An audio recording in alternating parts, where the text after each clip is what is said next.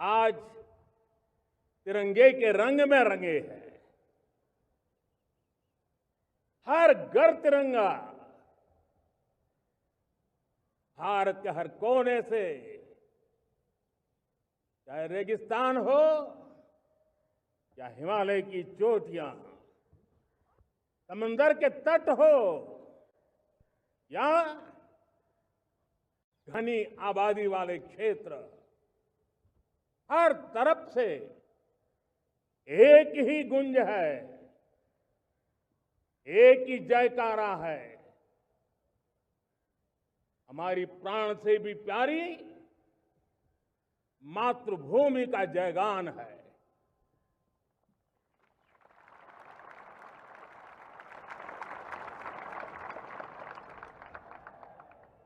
मेरे प्यारे देशवासियों,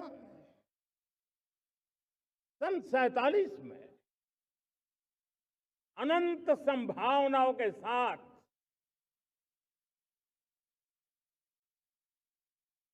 कोटि कोटि भुजाओं के सामर्थ्य के साथ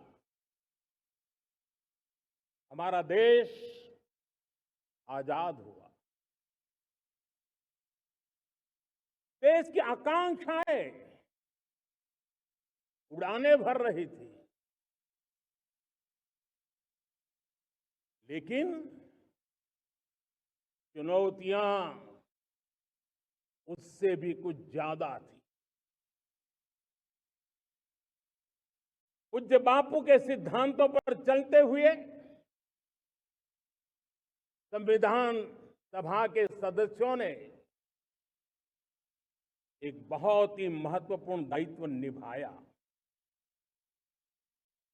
भारत का संविधान गत 75 वर्ष से एक प्रकाश स्तंभ बन करके हमें मार्ग दिखाता रहा है। भारत के संविधान निर्माता अनेक विद महापुरुष डॉक्टर राजेंद्र प्रसाद, बाबा साहब आंबेडकर, पंडित नेहरू, सरदार वल्लभ भाई पटेल, डॉक्टर सर्वपल्ली राधाकृष्णन जी, इतना ही नहीं, हमारी नारी शक्ति का भी योगदान कम नहीं था। हंसा मेहता जी, दाक्षायणी, वेलायुधन जैसी विदुषियों ने भी भारत के संविधान को सशक्त करने में अपनी भूमिका निभाई थी। आज लाल किले की प्राचीर से देश का मार्गदर्शन करने वाले, देश को दिशा देने वाले संविधान के निर्माताओं को आदरपूर्वक नमन करता हूं।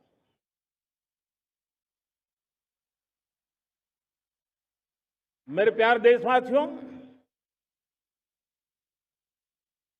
हम आज डॉक्टर श्यामा प्रसाद मुखर्जी की 125वीं जयंती भी मना रहे हैं। डॉक्टर श्यामा प्रसाद मुखर्जी भारत के संविधान के लिए बलिदान देने वाले देश के पहले महापुरुष थे। संविधान के लिए बलिदान,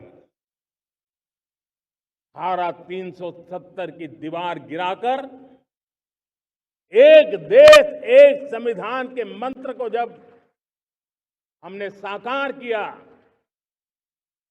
तो हमने डॉक्टर श्यामा प्रसाद मुखर्जी को सच्ची श्रद्धांजलि दी। लाल किले पर आज कई विशेष महानुभाव उपस्थित हैं। दूर सुदूर गांव के पंचायतों के सदस्य हैं, ड्रोन दीदी के प्रतिनिधि हैं, लखपति दीदी की प्रतिनिधि हैं, खेल जगत से जुड़े लोग हैं, राष्ट्र जीवन में कुछ न कुछ देने वाले यहां महानुभाव उपस्थित हैं। एक प्रकार से यहां मेरी आंखों के सामने मैं लघु भारत के दर्शन कर रहा हूं और टेक्नोलॉजी के माध्यम से विशाल भारत के साथ भी आज लाल किला जुड़ा हुआ है। मैं आजादी के इस महापर्व पर देशवासियों का, विश्व भर में फैलाए हुए भारत प्रेमियों का, हमारे मित्रों का हृदय से बहुत बहुत अभिनंदन करता हूं। साथियों, प्रकृति हम सब की परीक्षा ले रही है। पिछले कुछ दिनों में प्राकृतिक आपदाएं, भूस्खलन, बादलों का फटना, न जाने कितनी कितनी आपदाएं हम झेल रहे हैं। पीड़ितों के साथ हमारी संवेदना है। राज्य सरकारें और केंद्र सरकार मिलकर के बचाव के काम, राहत के काम, पुनर्वसन के काम में पूरी शक्ति से जुटे हुए हैं। साथियों, आज 15 अगस्त का एक विशेष महत्व भी मैं देख रहा। मुझे बहुत गर्व हो रहा है।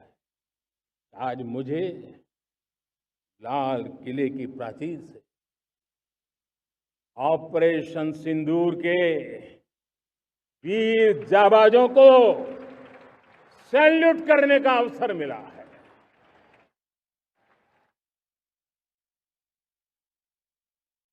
हमारे वीर जाबाज सैनिकों ने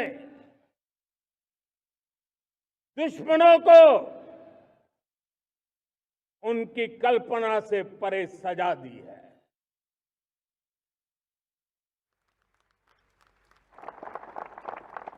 22 अप्रैल को पहलगाम में सीमा पार से आतंकियों ने आकर के जिस प्रकार का कत्लेआम किया, धर्म पूछ पूछ करके लोगों को मारा गया। पत्नी के सामने पति को गोलियां दी, बच्चों के सामने अपने पिता को मौत के घाट उतार दिया गया। पूरा हिंदुस्तान आक्रोश से भरा हुआ था। पूरा विश्व भी इस प्रकार से संहार से चौंक गया था। मेरे प्यारे देशवासियों, ऑपरेशन सिंदूर उसी आक्रोश की अभिव्यक्ति है।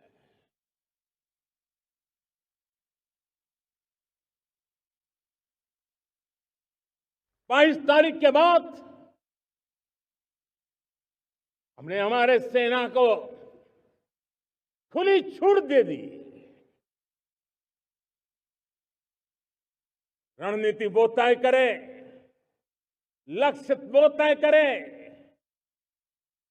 समय भी वो चुने और हमारी सेना ने वो करके दिखाया जो कई दशकों तक कभी हुआ नहीं था। सैकड़ों किलोमीटर दुश्मन की धरती पर घुस करके आतंकी हेडक्वार्टर्स को मिट्टी में मिला दिया। आतंकी इमारतों को खंडहर बना दिया।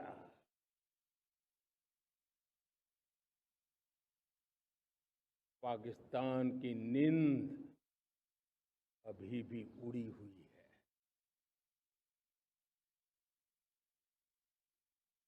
पाकिस्तान में हुई तबाही इतनी बड़ी है कि रोज नए नए खुलासे हो रहे हैं, नई नई जानकारियां आ रही हैं। मेरे प्यारे देशवासियों, हमारा देश कई दशकों से आतंक को झेलता आया हुआ देश के सीने को छलनी कर दिया गया है। अब हमने एक न्यू नॉर्मल प्रस्थापित किया। आतंक को और आतंकी को पालने पोसने वालों को, आतंकियों को ताकत देने वालों को अब हम अलग अलग नहीं मानेंगे।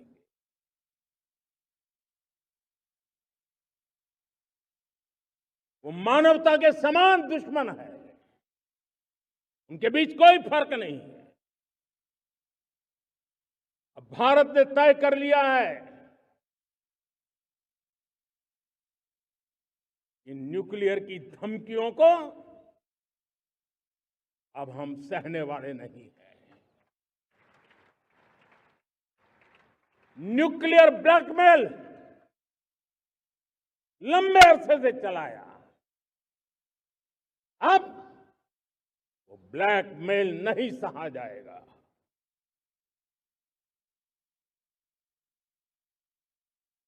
आगे भी अगर दुश्मनों ने ये कोशिश जारी रखी, हमारी सेना तय करेगी, सेना की शर्तों पर, सेना जो समय निर्धारित करे उस समय पर, सेना जो तौर तरीके तय करे उस तौर तरीके से, सेना जो लक्ष्य तय करे उस लक्ष्य को अब हम अमल में ला करके रहने वाले हैं। हम मुंह तोड़ जवाब देंगे। मेरे प्यारे देशवासियों, भारत ने तय कर लिया है, खून और पानी एक साथ नहीं बहेंगे।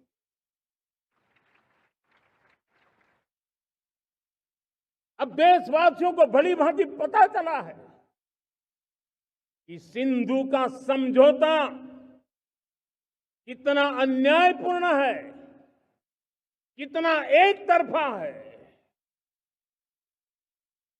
भारत से निकलती नदियों का पानी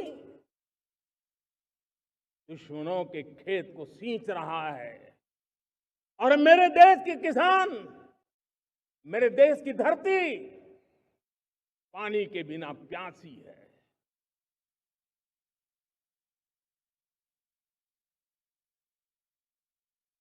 ये ऐसा समझौता था जिसने पिछले 7 दशक से मेरे देश के किसानों का अकल्पनीय नुकसान किया है।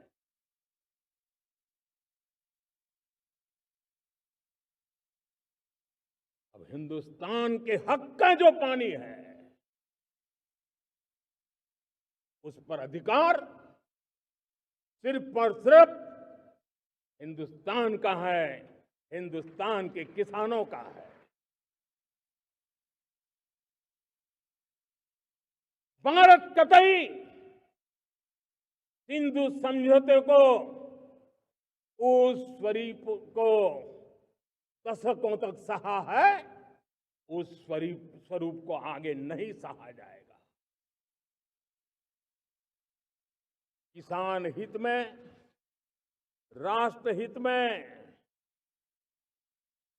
ये समझौता हमें मंजूर नहीं है। मेरे प्यारे देशवासियों, आजादी के लिए असंख्य लोगों ने बलिदान दी, अपनी जवानी खपा दी, जेलों में जिंदगी गुजारी है, फांसी के तख्त पर लटके हैं, कुछ लेने पाने बनने के लिए नहीं, मां भारती के स्वाभिमान के लिए, कोटि कोटि जनों की आजादी के लिए। गुलामी की जंजीरों को तोड़ने के लिए। और मन में एक ही भाव था, स्वाभिमान। साथियों, गुलामी ने हमें निर्धन बना दिया। गुलामी ने हमें निर्भर भी बना दिया। औरों पर हमारी निर्भरता बढ़ती गई। हम सब जानते हैं, आजादी के बाद कोटि कोटि जनों के पेट भरना बड़ी चुनौती थी। कि यही मेरे देश के किसान हैं जिन्होंने खून पसीना एक करके देश के अन्न के भंडार भर दिए।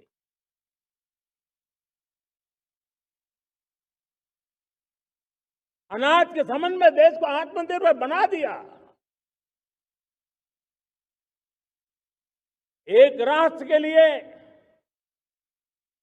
आत्मसम्मान की सबसे बड़ी कसौटी आज भी उसकी आत्मनिर्भरता है। और मेरे प्यारे देशवासियों, विकसित भारत का आधार भी है आत्मनिर्भर भारत।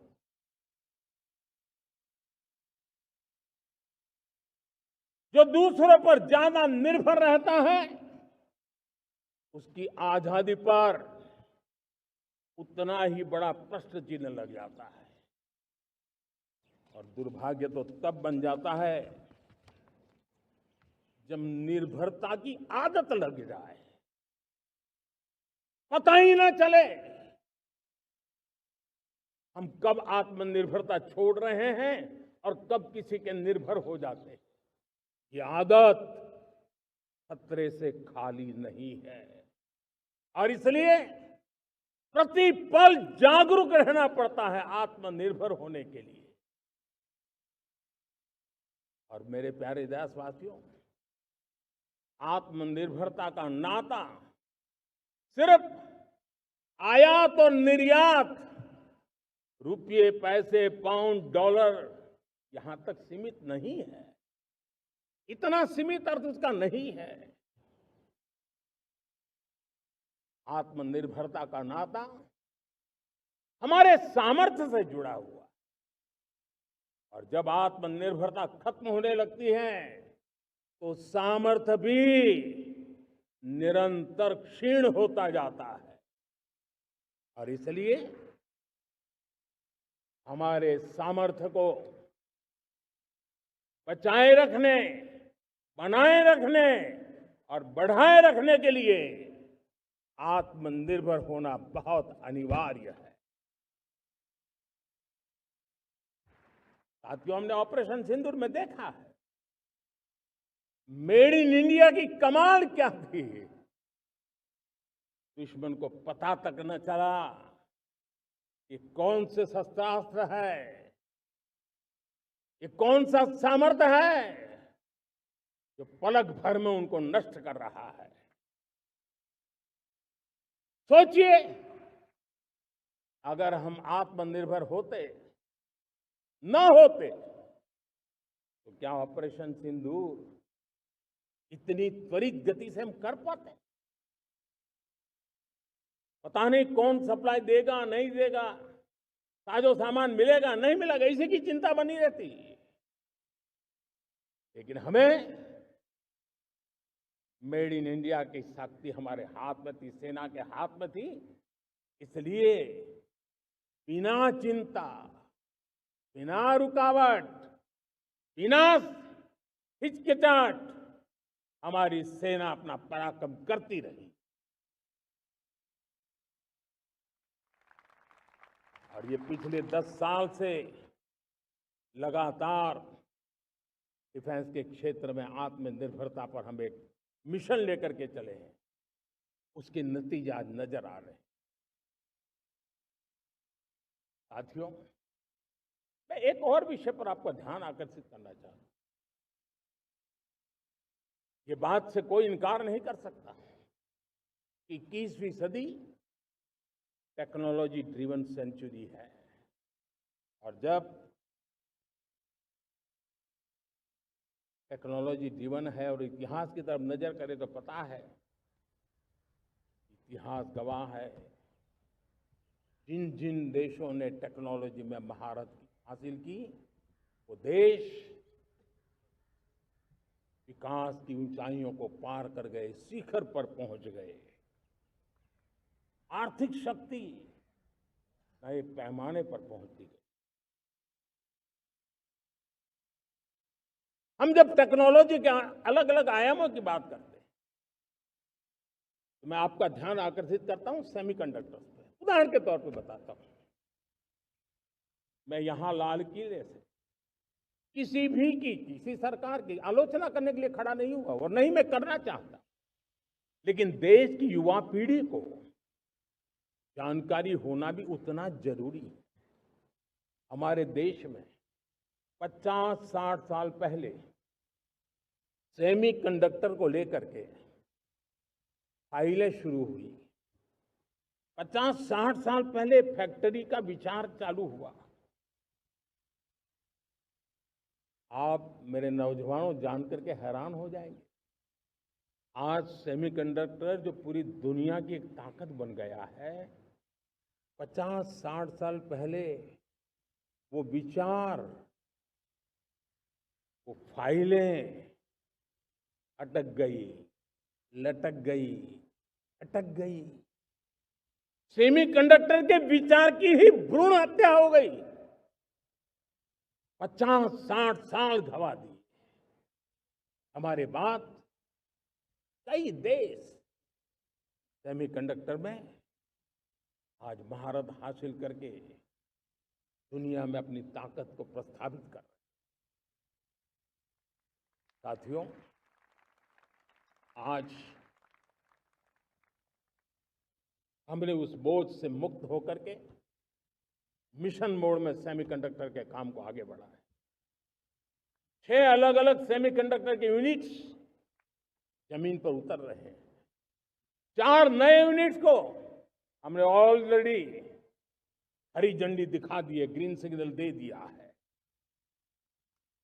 और देशवासियों और मेरे खास करके नौजवानों और विश्व भर में भारत की टेक्नोलॉजी की ताकत को समझने वाले लोगों को भी कहना चाहूंगा, इसी वर्ष के अंत तक मेड इन इंडिया, भारत की बनी हुई, भारत में बनी हुई, भारत के लोगों द्वारा बनी हुई मेड इन इंडिया चिप्स बाजार में आ जाएगी।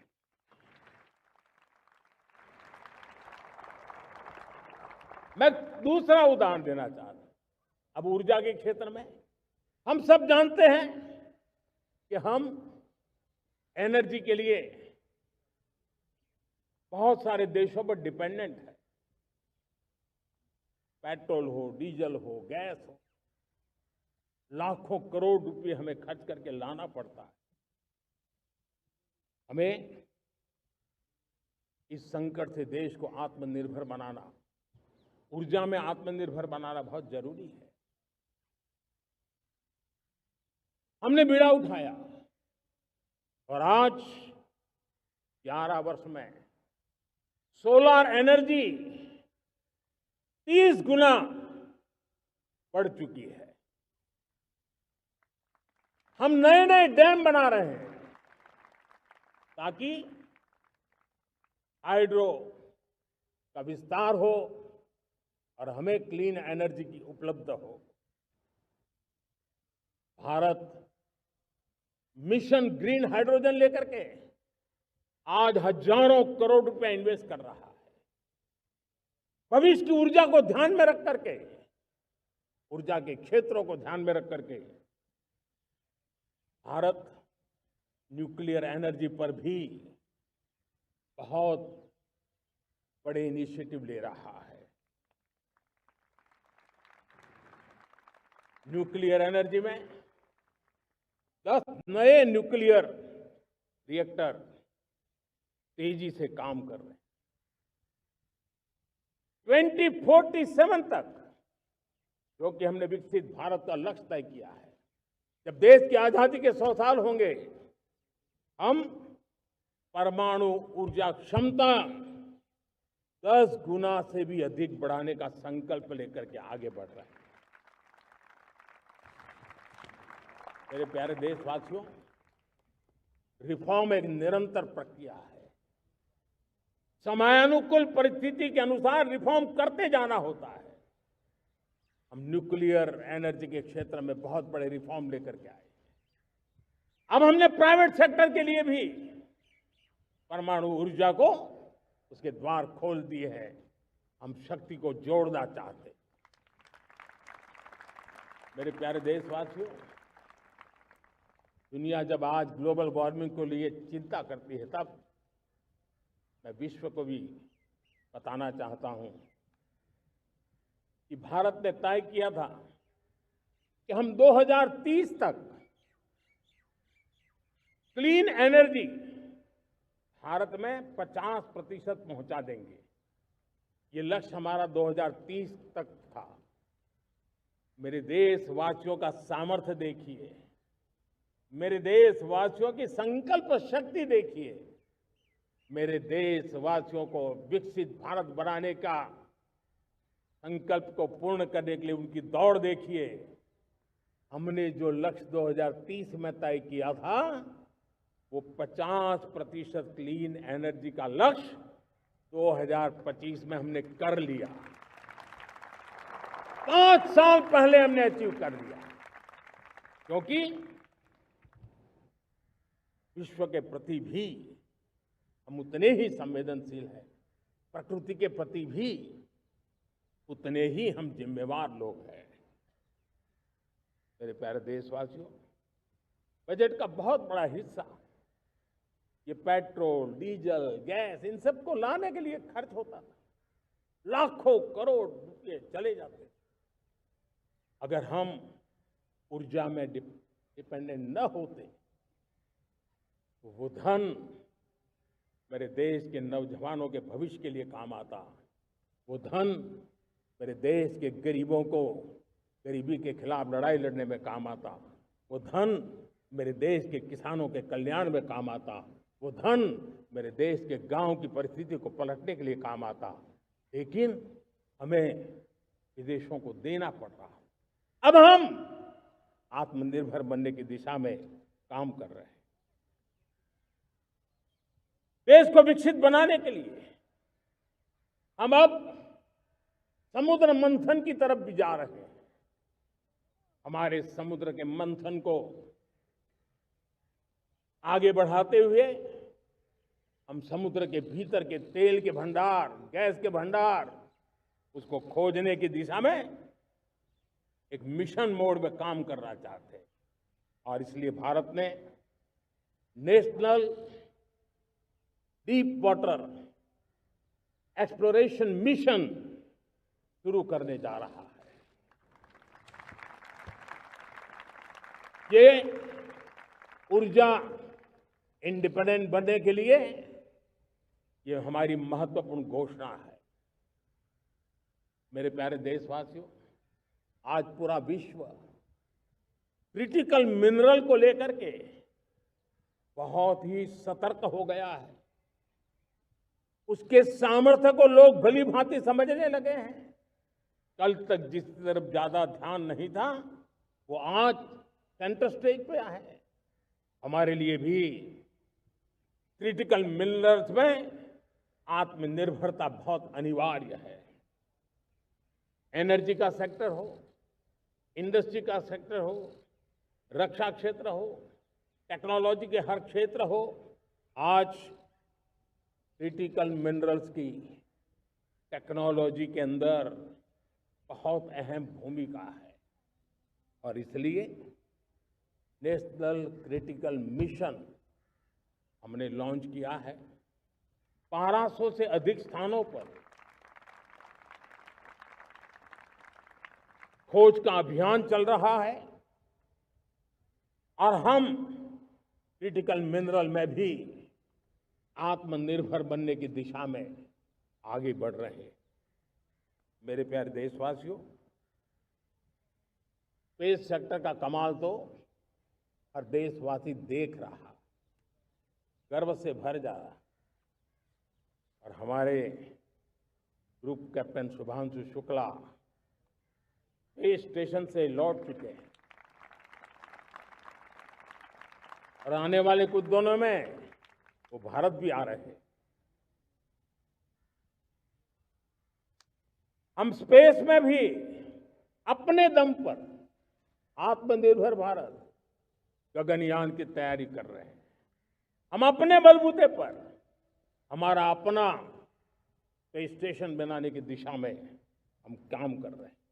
और पिछले दिनों स्पेस में जो रिफॉर्म किए गए, मुझे बहुत गर्व होगा। मेरे देश के 300 से ज्यादा स्टार्टअप्स आप सिर्फ और सिर्फ स्पेस सेक्टर में काम कर रहे हैं और उन 300 स्टार्टअप में हजारों नौजवान पूरे सामर्थ्य के साथ जुटे हैं। ये है मेरे देश के नौजवानों की ताकत और ये है हमारे देश के नौजवानों के प्रति विश्वास।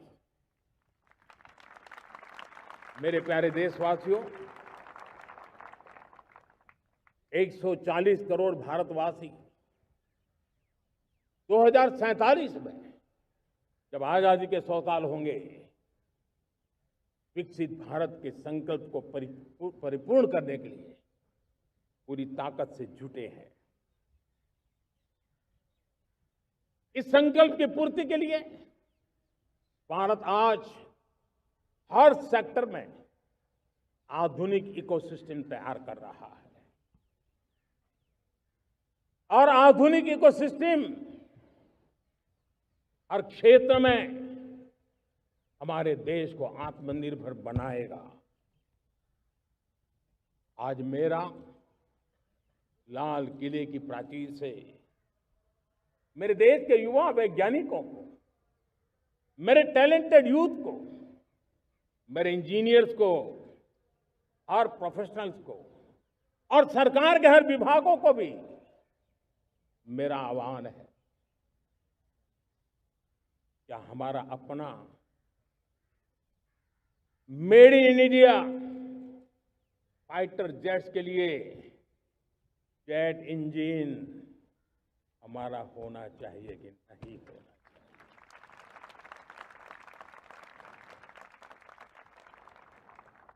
हम फार्मा ऑफ द वर्ल्ड माने जाते हैं। वैक्सीन में हम नए नए विक्रम स्थापित करते हैं, लेकिन क्या समय की मांग नहीं है? हम रिसर्च और डेवलपमेंट में और ताकत लगाएं, हमारे अपने पेटेंट हो, हमारी अपनी बनाई हुई मानव जात के कल्याण की सस्ते से सस्ती और सबसे कारगर नई नई दवाइयों की शोध हो, हर संकट में साइड इफेक्ट के बिना मानव जात के कल्याण में काम आए। बायो 3 पॉलिसी भारत सरकार ने बनाई है। मैं देश के नौजवानों को कहता हूं, आइए बायो 3 पॉलिसी का अध्ययन करके अब कदम उठाइए। देश का भाग्य बदलना है, आपका सहयोग चाहिए। मेरे प्यारे देशवासियों, आज आईटी का युग है, डेटा की ताकत है। क्या समय की मांग नहीं है? ऑपरेटिंग सिस्टम से लेकर के साइबर सुरक्षा तक, डीप टेक से लेकर के आर्टिफिशियल इंटेलिजेंस तक, सारी चीजें हमारी अपनी हो, जिस पर हमारे ही लोगों का सामर्थ्य जुटा हुआ हो, उनकी सामर्थ्य शक्ति का विश्व को परिचय कराएं। साथियों, आज दुनिया में सोशल मीडिया का हो, बाकी प्लेटफॉर्म का हो, दुनिया के प्लेटफॉर्म पर हम काम कर रहे हैं। दुनिया ने हमने दिखा दिया है, यूपीआई का हमारा प्लेटफॉर्म आज दुनिया को अजोबा कर रहा है। हमारे में सामर्थ्य है, रियल टाइम ट्रांजैक्शन में 50% अकेला भारत यूपीआई के माध्यम से करता है। इसका मतलब की ताकत है। क्रिएटिव वर्ल्ड हो, सोशल मीडिया हो, ये जितने भी प्लेटफॉर्म्स हैं, मेरे देश के नौजवानों में चुनौती करता हूं आपको, आइए हमारे अपने प्लेटफॉर्म क्यों ना हो, हम क्यों दूसरों पर निर्भर रहे, क्यों भारत का धन बाहर जाए। और मुझे आपके सामर्थ्य पर भरोसा है। मेरे प्यारे देशवासी, जैसे ऊर्जा के क्षेत्र में हम डिपेंडेंट हैं, वैसा ही देश का दुर्भाग्य है कि फर्टिलाइजर, उसमें भी हमें दुनिया पर निर्भर रहना पड़ता है। मेरे देश के किसान भी फर्टिलाइजर का सही उपयोग कर करके धरती माता की सेवा कर सकते हैं। अनाप शनाप उपयोग से भी धरती मां को बहुत नुकसान पहुंचा रहे हैं।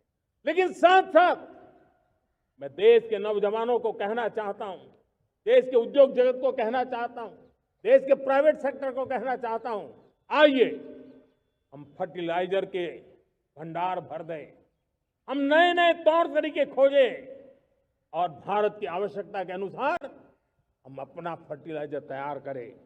हम औरों पर निर्भर न रहे। साथियों, आने वाला युग ईवी का है। अब ईवी बैटरी क्या हम नहीं बनाएंगे? हम निर्भर रहेंगे? सोलर पैनल की बात हो, इलेक्ट्रिक व्हीकल्स के लिए जिन जिन चीजों की आवश्यकताएं हैं, वो हमारी अपनी होनी चाहिए। साथियों, मैं ये इसलिए कहने की हिम्मत करता हूं, क्यों? क्योंकि मुझे देश के नौजवानों के सामर्थ्य पर भरोसा है। और भरोसा सिर्फ वो मेरे देश के नौजवान हैं इतने मात्र से नहीं है। कोविड के समय हम बहुत सारी चीजों पर निर्भर थे। तो मेरे देश के नौजवानों को कहा गया कि वैक्सीन हमारी अपनी चाहिए, देश ने करके दिखाया। कोविन प्लेटफॉर्म हमारा अपना होना चाहिए, देश ने करके दिखाया। करोड़ों करोड़ों लोगों की जिंदगी बचाने का काम हमने किया है। वही स्पिरिट, वही जज्बा हमें जीवन के हर क्षेत्र में आत्मनिर्भर बनने के लिए अपना सब कुछ देना है। अपना जो बेस्ट है वो हमें दे करके रहना है। साथियों, पिछले 11 साल में एंटरप्रेन्योरशिप, उद्यमशीलता को बहुत बड़ी ताकत मिली।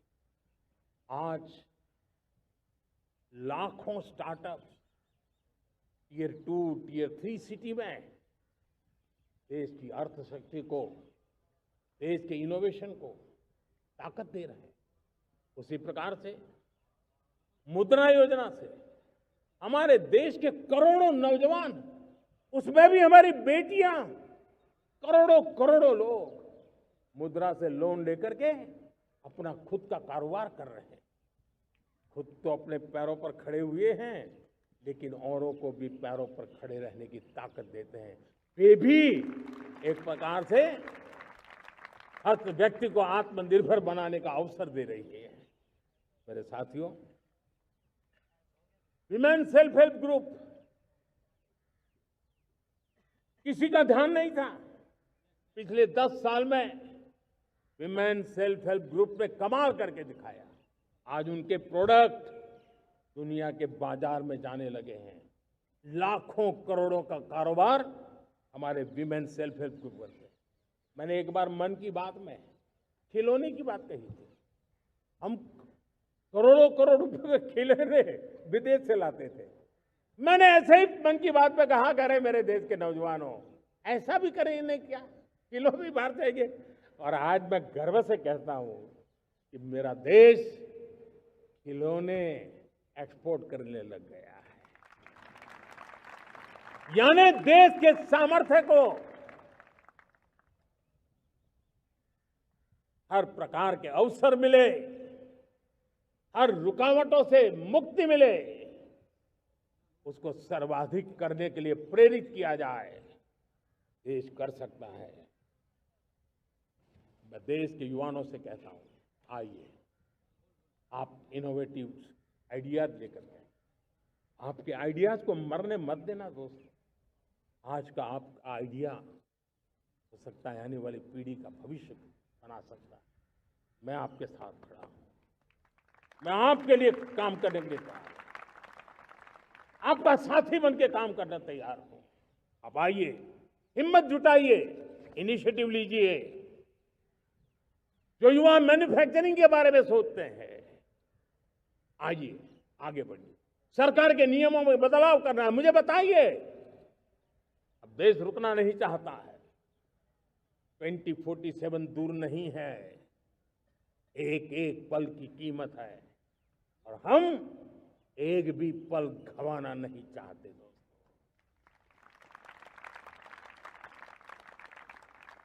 साथियों, ये आगे बढ़ने का अवसर है, बड़े सपने देखने का अवसर है, संकल्प के लिए समर्पित होने का अवसर है। जब सरकार आपके साथ है और मैं स्वयं आपके साथ हूं, तब हम नया इतिहास बना सकते हैं। साथियों, आज नेशनल मैन्युफैक्चरिंग मिशन पर बहुत तेजी से काम हो रहा है। हमारे एमएसएमई, उसका लोहा दुनिया मानती है। ये दुनिया में बड़ी बड़ी चीजें बनती है ना, कुछ न कुछ तो औजार हमारे देश के एमएसएमई के द्वारा जाते हैं, बड़े गर्व के साथ जाते हैं। लेकिन हम कॉम्प्रिहेंसिव इंटीग्रेटेड विकास की राह पर जाना चाहते हैं और इसलिए उनकी शक्ति बढ़े। और उसमें भी मैंने पहले एक बार लाल किले से कहा था, जीरो डिफेक्ट जीरो इफेक्ट। आज कहना चाहता हूं कि हमें विश्व बाजार में अपने सामर्थ्य का लोहा मनवाना है, तो हमें क्वालिटी में निरंतर नई ऊंचाइयों को पार करना। दुनिया क्वालिटी को स्वीकार करती है, हमारी गुणवत्ता सबसे ज्यादा हो और सरकार के भी प्रयास हो, रॉ मटेरियल की भी उपलब्धि हो, हमारी प्रोडक्शन की कॉस्ट कैसे कम हो, हम उसमें दम रह गए। और साथियों, हम सभी जो उत्पादन के क्षेत्र में लगे हैं, उन सबका मंत्र होना चाहिए, दाम कम लेकिन दम ज्यादा। हमारी हर प्रोडक्ट का दम ज्यादा हो लेकिन दाम कम हो। इस भाव को लेकर के हमें आगे बढ़ना है। मेरे प्यारे देशवासियों, आजादी के लिए अनगिनत लोगों ने बलिदान दिए हैं। मैंने पहले भी कहा, जवानी खपा दी, फांसी पे लटक गए। क्यों? स्वतंत्र भारत के लिए। 75-100 साल पहले का वो कालखंड याद कीजिए। पूरा देश स्वतंत्र भारत के मंत्र को लेकर के जीता था। आज समय की मांग है, स्वतंत्र भारत का मंत्र लेकर के जीने वालों ने हमें स्वतंत्र भारत दिया। आज 140 करोड़ देशवासियों का एक ही मंत्र होना चाहिए, समृद्ध भारत।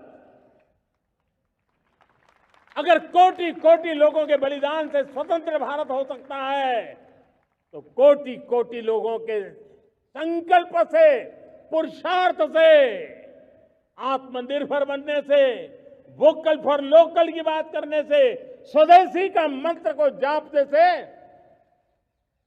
समृद्ध भारत भी बन सकता है। वो पीढ़ी स्वतंत्र भारत के लिए खप गई थी, ये पीढ़ी समृद्ध भारत के लिए नए कदम उठाए, यही समय की मांग है। और इसलिए मैं आज बार बार आग्रह करता हूं और मैं देश के सभी इन्फ्लुएंसर्स को कहना चाहता हूं, इस मंत्र को आगे बढ़ाने में मेरी मदद कीजिए। मैं सभी राजनीतिक दलों को, राजनेताओं को, सबसे कहता हूं कि आइए, ये किसी राजनीतिक दल का एजेंडा नहीं है, भारत हम सबका है। हम मिलकर के वोकल फॉर लोकल, उस मंत्र को हर नागरिक के जीवन का मंत्र बनाएं। भारत में बनी हुई भारत के नागरिकों के पसीने से बनी हुई वो चीजें जिसमें भारत की मिट्टी की महक हो और जो भारत के आत्मनिर्भर के संकल्प को ताकत देता हो, हम उसी को खरीदेंगे, हम उसी का उपयोग करेंगे, हम उस दिशा में आगे आए। यह हमारा सामूहिक संकल्प हो। देखते ही देखते हम दुनिया बदल देंगे दोस्तों। मैं आज हर छोटे मोटे व्यापारी को, दुकानदार से आग्रह करना चाहता हूं, आपकी भी जिम्मेवारी है। हम छोटे थे, हमने कभी बाजार में देखा नहीं था कि शुद्ध घी की दुकान, ऐसे ही लिखा जाता था घी की दुकान। लेकिन समय रहते लोग लिखने लगे शुद्ध घी की दुकान। मैं चाहता हूं देश में ऐसे व्यापारी आगे आए, ऐसे दुकानदार आए कि हाँ स्वदेशी माल बिकता है, वो बोर्ड लगा रहे हैं। हम स्वदेशी का गर्व करने लगे।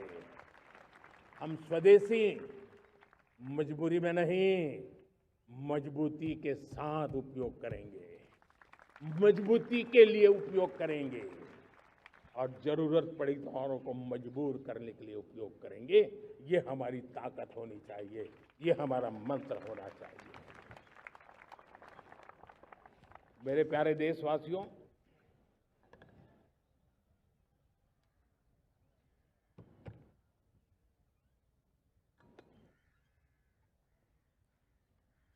मुझे बहुत लंबे समय से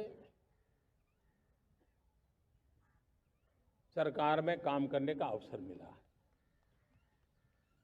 मैंने कई सारे उतार चढ़ाव देखे हैं। सरकारों की मुसीबतों से भी मैं परिचित हूं, व्यवस्थाओं की मर्यादाओं से भी परिचित हूं। लेकिन उसके बावजूद भी हमारी जिम्मेवारी है कि हम किसी की लकीर को छोटी करने में अपनी ताकत बर्बाद न करें। मैं बड़े अनुभव से कहता हूं, किसी दूसरे की लकीर छोटी करने के लिए अपनी ऊर्जा हमें नहीं खपानी है। हमें पूरी ऊर्जा के साथ हमारी लकीर को लंबा करना है।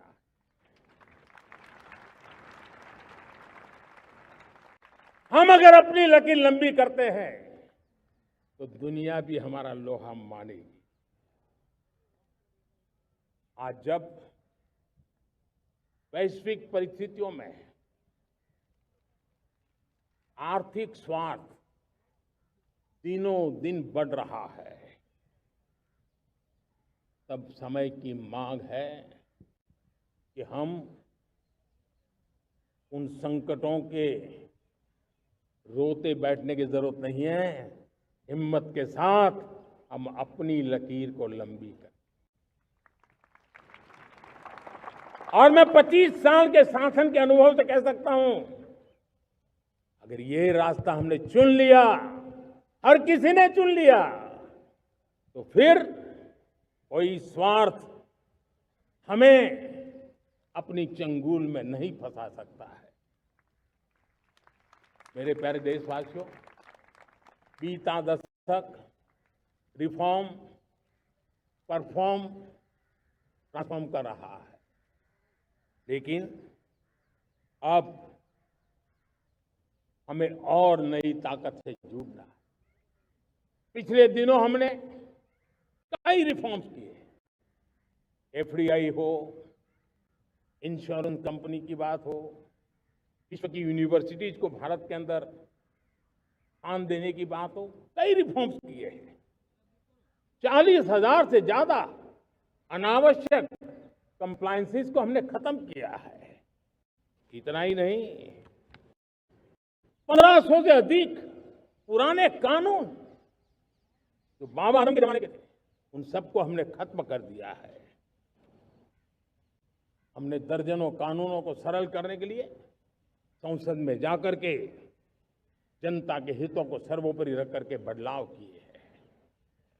इस बार भी हो हल्ला के बीच लोगों तक बात पहुंची नहीं होगी, लेकिन एक बहुत बड़ा रिफॉर्म इनकम टैक्स एक्ट में हुआ है। करीब 280 से ज्यादा धाराएं हमने समाप्त करने का निर्णय किया है। और साथियों, सिर्फ आर्थिक मोर्चे पर ही रिफॉर्म नहीं, हमने नागरिक के जीवन को भी आसान बनाने के लिए रिफॉर्म किए। इनकम टैक्स रिफंड की बात हो, रिफॉर्म का परिणाम है। फेसलेस असेसमेंट की बात हो, रिफॉर्म का परिणाम है।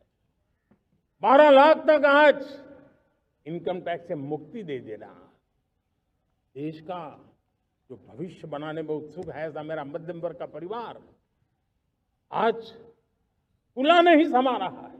कभी किसी ने सोचा नहीं था कि 12 लाख रुपए तक का इनकम टैक्स पर जीरो कर दिया जाएगा।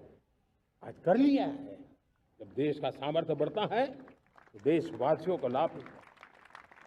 अंग्रेजों के जमाने से दंड संहिता में हम दबे पड़े थे, दंड का भय दिखा करके जीवन चल रहा था। 75 साल आजादी के ऐसे ही गए। हमने दंड संहिता को खत्म कर दिया, न्याय संहिता को ले आए हैं। न्याय संहिता में भारत के नागरिक के प्रति विश्वास का भाव है, भारत के नागरिक के अंदर अपनेपन का भाव है, संवेदनशीलताओं से भरा हुआ है। हमने रिफॉर्म की यात्रा को तेज करने के लिए बीड़ा उठाया। हम बहुत तेजी से आगे बढ़ना चाहते हैं। मैं चाहता हूं देशवासियों, देश के लिए कर रहा हूं, मैं मेरे लिए नहीं कर रहा हूं, किसी का बुरा करने के लिए नहीं कर रहा हूं।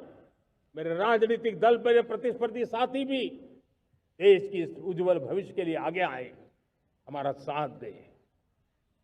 स्ट्रक्चरल रिफॉर्म्स की बात हो, रेगुलेटरी रिफॉर्म्स की बात हो, पॉलिसी रिफॉर्म की चर्चा हो, प्रोसेस रिफॉर्म की चर्चा हो, प्रोसीड्यूरल रिफॉर्म्स करने की जरूरत हो, हर प्रकार के रिफॉर्म्स ये आज हमने मकसद बना करके चले हैं।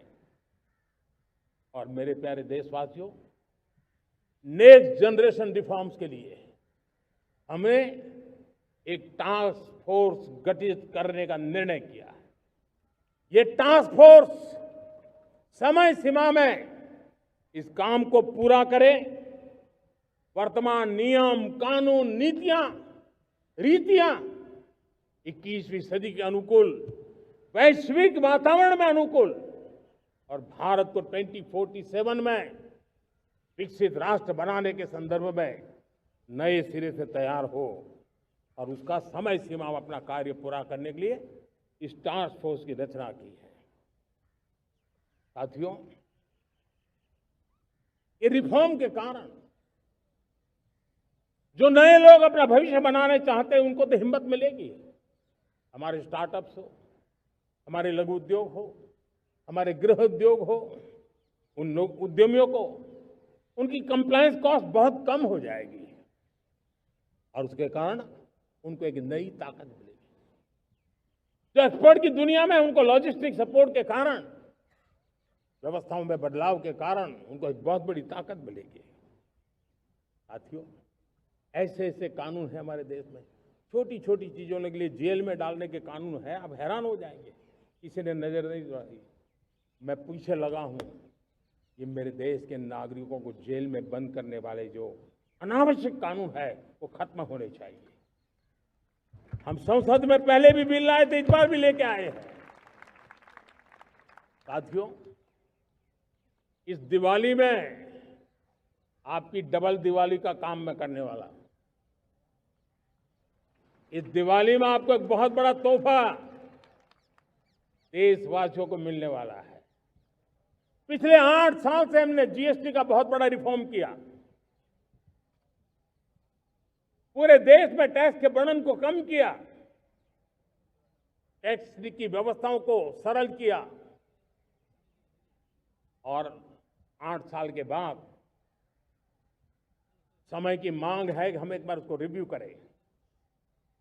हमने एक हाई पावर कमेटी को बिठा करके रिव्यू शुरू किया, राज्यों से भी विचार विमर्श किया और मेरे प्यारे देशवासियों, हम नेक्स्ट जनरेशन जीएसटी रिफॉर्म्स लेकर के आ रहे हैं।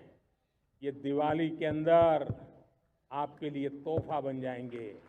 सामान्य मानवीय की जरूरतों के टैक्स भारी मात्रा में कम कर दिए जाएंगे। बहुत बड़ी सुविधा बढ़ेगी। हमारे एमएसएमई, हमारे लघु उद्यमी, इनको बहुत बड़ा लाभ मिलेगा।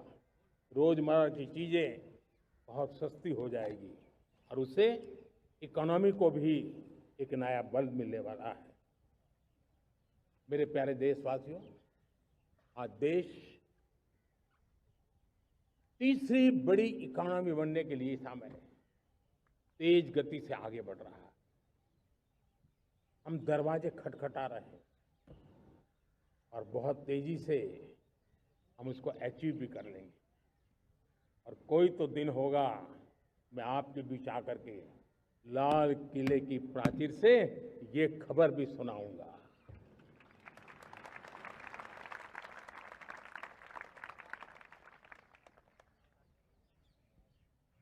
आज भारत की अर्थव्यवस्था और आर्थिक स्थिति को लेकर पूरी दुनिया आश्वस्त है। इतनी अस्थिरता के बीच आशा की किरण बना हुआ है भारत का फाइनेंशियल डिसिप्लिन, भारत की फाइनेंस की ऊर्जा। संकट के घेरे में जब अर्थव्यवस्था पड़ी हुई है, तब भारत ही उसे बाहर निकलेगा, ये भरोसा दुनिया में पनपा है। आज इन्फ्लेशन कंट्रोल में है। फॉरेन एक्सचेंज रिजर्व हमारे बहुत मजबूत है। हमारे मैक्रो इकोनॉमिक इंडिकेटर्स बहुत मजबूत है। ग्लोबल रेटिंग एजेंसी भी लगातार भारत की सराहना करती हैं। भारत की अर्थव्यवस्था पर ज्यादा से ज्यादा विश्वास व्यक्त कर रही है। ये बढ़ती हुई अर्थव्यवस्था का लाभ मेरे देश के गरीबों को मिले, मेरे देश के किसानों को मिले, मेरे देश की नारी शक्ति को मिले, मेरे देश के मध्यम वर्ग को मिले, मेरे देश की विकास धारा को ताकत देने वाला बने। उस दिशा में हम नए नए प्रयास करें। आज युवाओं के लिए, नए नए सेक्टर्स में हमारे नौजवानों के लिए अवसर बन रहे हैं।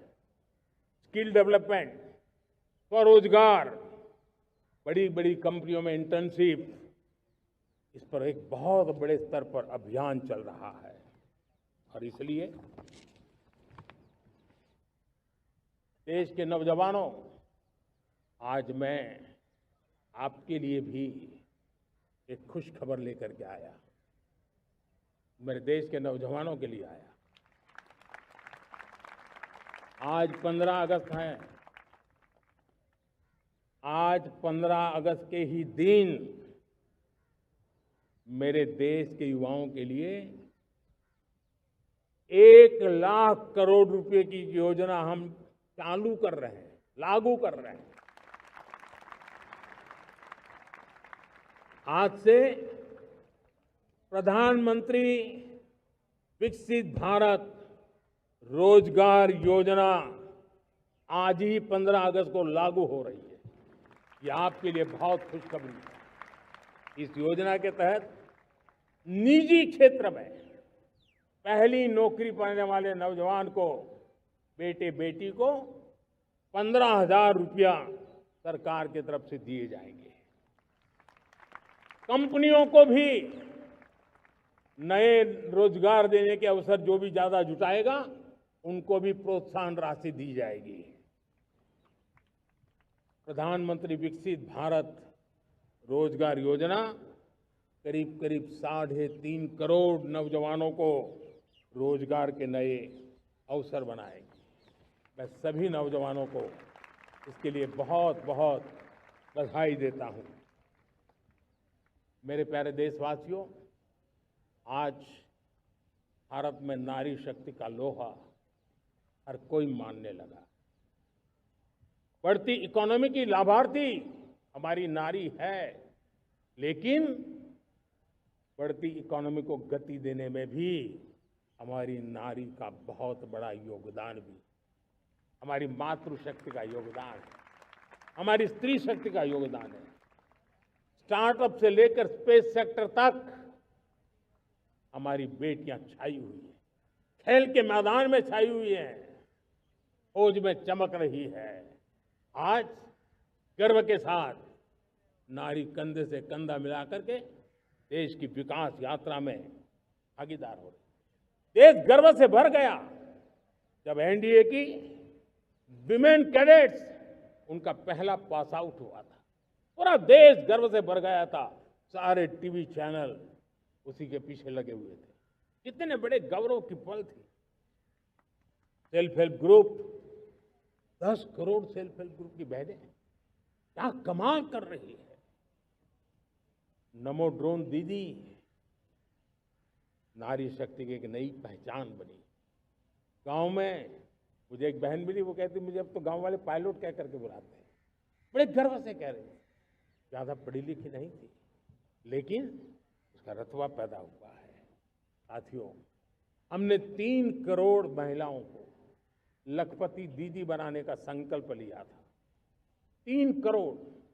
और मुझे आज संतोष है कि हम तेज गति से काम कर रहे हैं। समय से पहले 3 करोड़ का लक्ष्य पार कर लेंगे। और आज मैं खुशी से देश को बताना चाहता हूं कि मेरे नारी शक्ति का सामर्थ्य देखिए। देखते ही देखते 2 करोड़ महिलाएं लखपति दीदी बन चुकी है।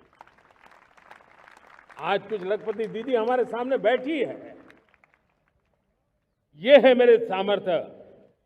और मेरा विश्वास है दोस्तों, भारत की विकास यात्रा में उनकी भागीदारी बढ़ने वाली। मेरे प्यारे देशवासियों, मेरे देश के किसानों का भारत की अर्थव्यवस्था में बहुत बड़ा योगदान है। भारत के किसानों की मेहनत रंग ला रही है। पिछले साल अनाज के उत्पादन में मेरे देश के किसानों ने के पुराने सारे विक्रम तोड़ दिए। ये सामर्थ्य है मेरे देश का।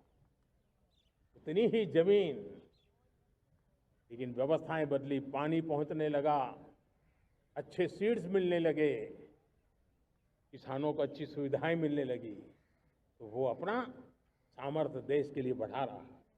आज भारत दूध, दाल, जूट जैसे उत्पादन में नंबर 1 है दुनिया में। आज दुनिया का दूसरा सबसे बड़ा फिश प्रोड्यूसर। मेरे मछुआरा भाई बहनों की ताकत देखिए। फिश प्रोड्यूशन में दुनिया में हम दूसरे नंबर पर पहुंच चुके हैं। आज भारत चावल, गेहूं, फल और सब्जी के उत्पादन में भी दुनिया में दूसरे नंबर पर पहुंच चुका है।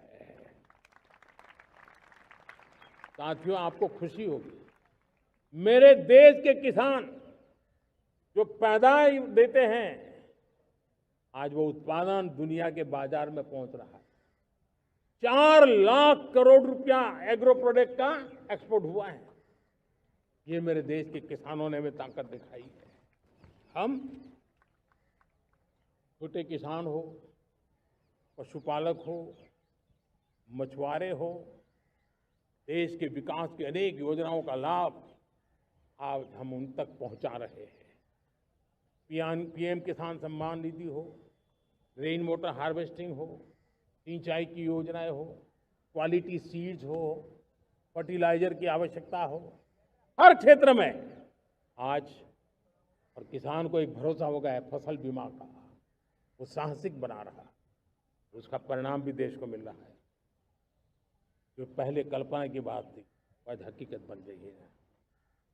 देशवासियों, हमारे देश के पशुधन को बचाने में हमें कोविड की वैक्सीन मुफ्त में मिली, वो तो याद है, लेकिन हम पशुधन के लिए भी अब तक 125 डोज मुफ्त में पशुओं को लगा चुके हैं। फूट एंड माउथ डिसीज से मुक्ति पाने के लिए, जो हमारा यहाँ उत्तर भारत में उसे खुरपका मुंहपका बीमारी कहते हैं, उसे बचाने के लिए 125 करोड़ डोज हम लगा चुके हैं और मुफ्त में लगा चुके हैं। हम खेती के मामले में देश के वो जिले जहां के किसान औरों से पीछे रह गए, किसी न किसी कारण से 100 जिले ऐसे हैं जहां अपेक्षाकृत कम खेती है, और इसलिए हमने 100 जिले आइडेंटिफाई किए हैं पूरे देश में से, और वहां के किसानों को एम्पावर करना, किसानों को शक्ति देना, किसानों को मदद करने का एक अभियान चलाया है। और इसके लिए पीएम धन धान्य कृषि योजना का आरंभ किया है।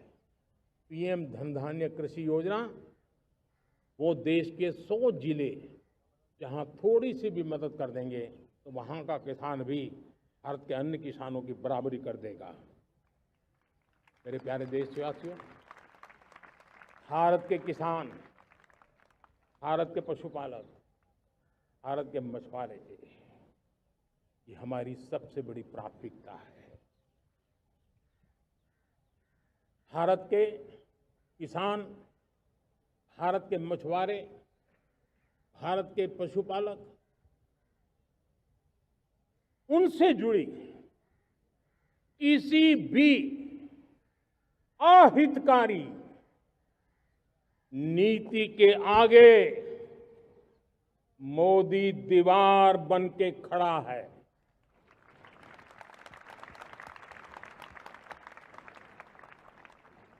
भारत अपने किसानों, अपने पशुपालकों, अपने मछुआरों के संबंध में कभी भी कोई समझौता नहीं स्वीकार करेगा।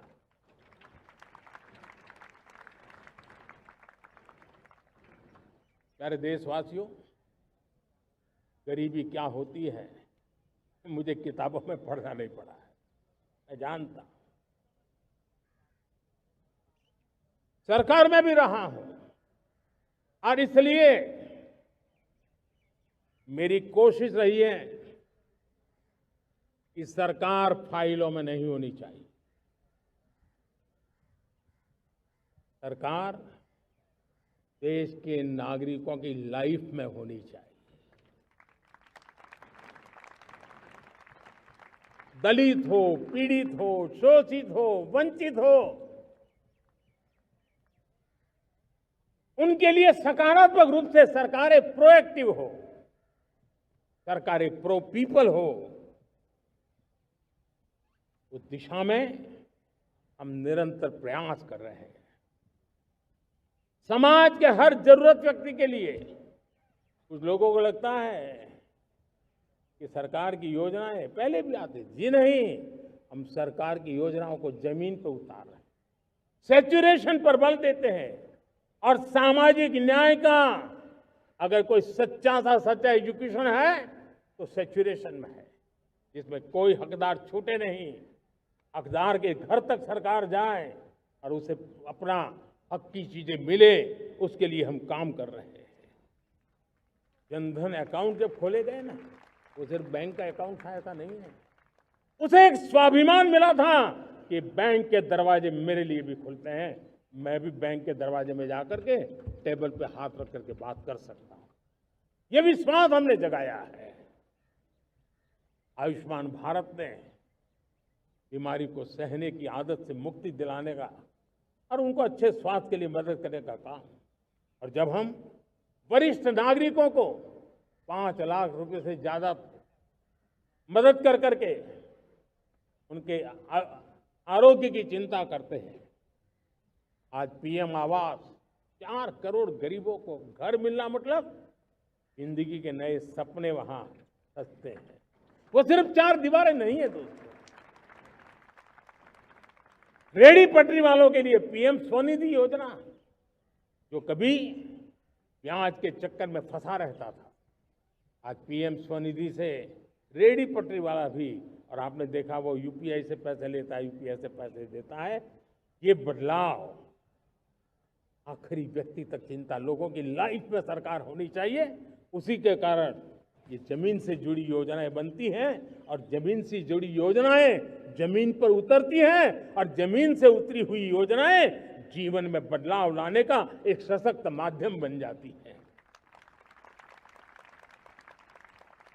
एक समय था, गरीब हो, पीड़ित हो, आदिवासी, वंचित हो, दिव्यांग हो, हमारी विधवा माताएं बहनें हो, अपने हक के लिए दर दर भटकते रहते थे। तक सरकारी दफ्तरों में चक्कर लगाते लगाते जिंदगी पूरी हो जाती। आज सरकार आपके दरवाजे पर आती है, सैचुरेशन के अप्रोच को लेकर के आती है, करोड़ों लाभार्थियों को सरकारी योजनाओं का लाभ मिल रहा है। डायरेक्ट बेनिफिट ट्रांसफर एक बहुत बड़ा क्रांतिकारी काम हुआ है। साथियों, गरीबी हटाओ के नारे देश ने बहुत सुने हैं, लाल किले से भी सुने, और देश सुन करके थक गया था, और देश ने मान लिया था कि गरीबी हट नहीं सकती है। लेकिन जब हम योजनाओं को गरीब के घर तक ले जाते हैं, विश्वास को गरीब के मन में हम पैदा करते हैं, तब मेरे देश के 25 करोड़ गरीब गरीबी को परास्त कर करके, गरीबी से बाहर निकल करके एक नया इतिहास बनाते हैं। आज 10 करोड़ गरीब, 10 वर्ष में 25 करोड़ से ज्यादा गरीब गरीबी को परास्त कर करके गरीबी से बाहर निकले, और एक नियो मिडिल क्लास तैयार हुआ है। मेरे साथियों, ये नियो मिडिल क्लास और मिडिल क्लास एक ऐसी जुगलबंदी है जिसमें एस्पिरेशन भी है, एफर्ट भी है।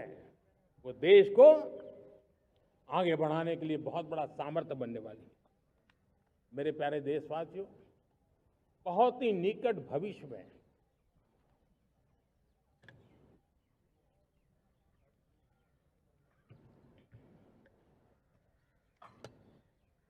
मेरे प्यारे देशवासियों, बहुत ही निकट भविष्य में महान समाज सुधारक महात्मा ज्योतिबा फुले जी की 200वीं जयंती आ रही है।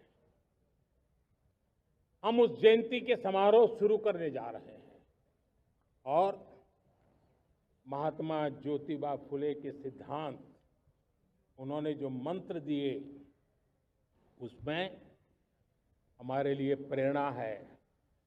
पिछड़े को प्राथमिकता, पिछड़े को प्राथमिकता देते हुए हम परिवर्तन की ऊंचाइयों को प्राप्त करना चाहते हैं। हम इसके लिए परिश्रम की पराकाष्ठा करना चाहते हैं। हम पारदर्शी नीतियों के द्वारा पिछड़ों को प्राथमिकता, ये हम धरती पर उतारना चाहते हैं, हर पिछड़े के जीवन में उतारना चाहते हैं। साथियों, रेहड़ी पटरी वालों के लिए स्वनिधि योजना हो, या हमारे हुनर वाले, हाथ से काम करने वाले विश्वकर्मा योजना की बात हो, आदिवासी में भी जो पिछड़े रह गए हैं उनके लिए पीएम जनमन की योजना की बात हो, हमारे पूर्वी भारत को विकास में पूरे देश के अंदर बराबरी में लाना और उनको नेतृत्व देने की दिशा में काम हो। हम सिर्फ समाज पिछड़े हो उनकी चिंता तक अटकने वाले नहीं है। जो क्षेत्र पिछड़े हैं उनको भी हम प्राथमिकता देना चाहते हैं। जो जिले पिछड़े रहे हैं हम उनको प्राथमिकता देना चाहते हैं।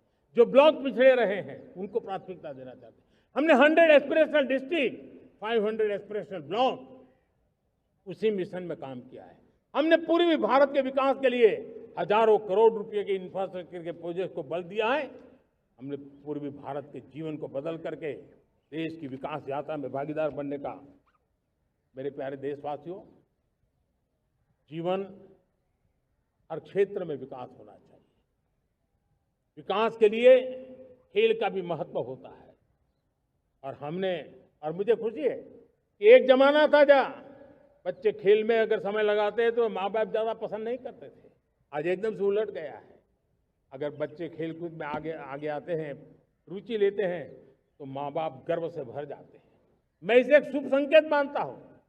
मेरे देश के परिवार के अंदर खेल को प्रोत्साहन का वातावरण मैं देखता हूं, मेरा मन गर्व से भर जाता है। मैं इसे देश के भविष्य के लिए बहुत शुभ संकेत मानता हूं। और साथियों, इस खेल को बढ़ावा देने के लिए हमने नेशनल स्पोर्ट्स पॉलिसी, कई दशकों के बाद हम देश में खेलो भारत नीति को लेकर के आए हैं ताकि एक खेल जगत का सर्वांगीण विकास का प्रयास हो। स्कूल से लेकर के ओलंपिक तक हम एक पूरा इकोसिस्टम डेवलप करना चाहते हैं, चाहे कोचिंग की व्यवस्था हो, फिटनेस की बात हो, खेल के मैदान हो, खेल की व्यवस्थाएं हो, खेल के लिए आवश्यक साधन हो, लघु उद्योगों को भी खेल के साधन बनाने में मदद करने की बात हो। यानी एक प्रकार से पूरा इकोसिस्टम हम दूर दराज के बच्चों तक पहुंचाना चाहते हैं। लेकिन साथियों, जब मैं फिटनेस की बात करता हूं, जब मैं खेलकूद की बात करता हूं, तब मैं एक चिंता भी आपके सामने रखना चाहता हूं। हमारे देश के हर परिवार को चिंता करनी चाहिए। मोटापा हमारे देश के लिए बहुत बड़ा संकट बनता जा रहा है। आने वाले वर्षों में लोग, जो पंडित लोग हैं वो कहते हैं, जो जानकार लोग कहते हैं, हर तीसरे व्यक्ति में एक व्यक्ति मोटापे का शिकार होगा। हमें मोटापे से बचना है, ओबेसिटी से बचना है। और इसलिए मैंने बाकी सब करना पड़ेगा, लेकिन एक छोटा सा सुझाव दिया था कि परिवार तय करे कि जब खाने का तेल घर में आएगा 10% कम ही आएगा और 10% कम ही उपयोग करेंगे, और हम ओबेसिटी के खिलाफ लड़ाई को जीतने की दिशा में हम अपना योगदान देंगे।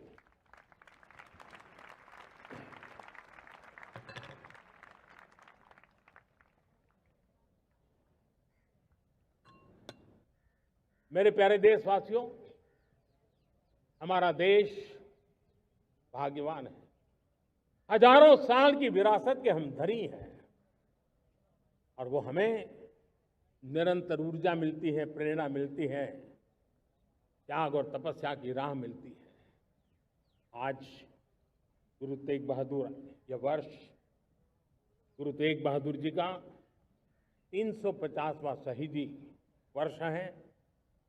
देश की संस्कृति की रक्षा, भारत के मूल्यों की रक्षा के लिए उन्होंने अपना सब कुछ न्योछावर कर दिया। मैं आज उनको नमन करता हूं। साथियों, हमारी संस्कृति की ताकत हमारी विविधता है।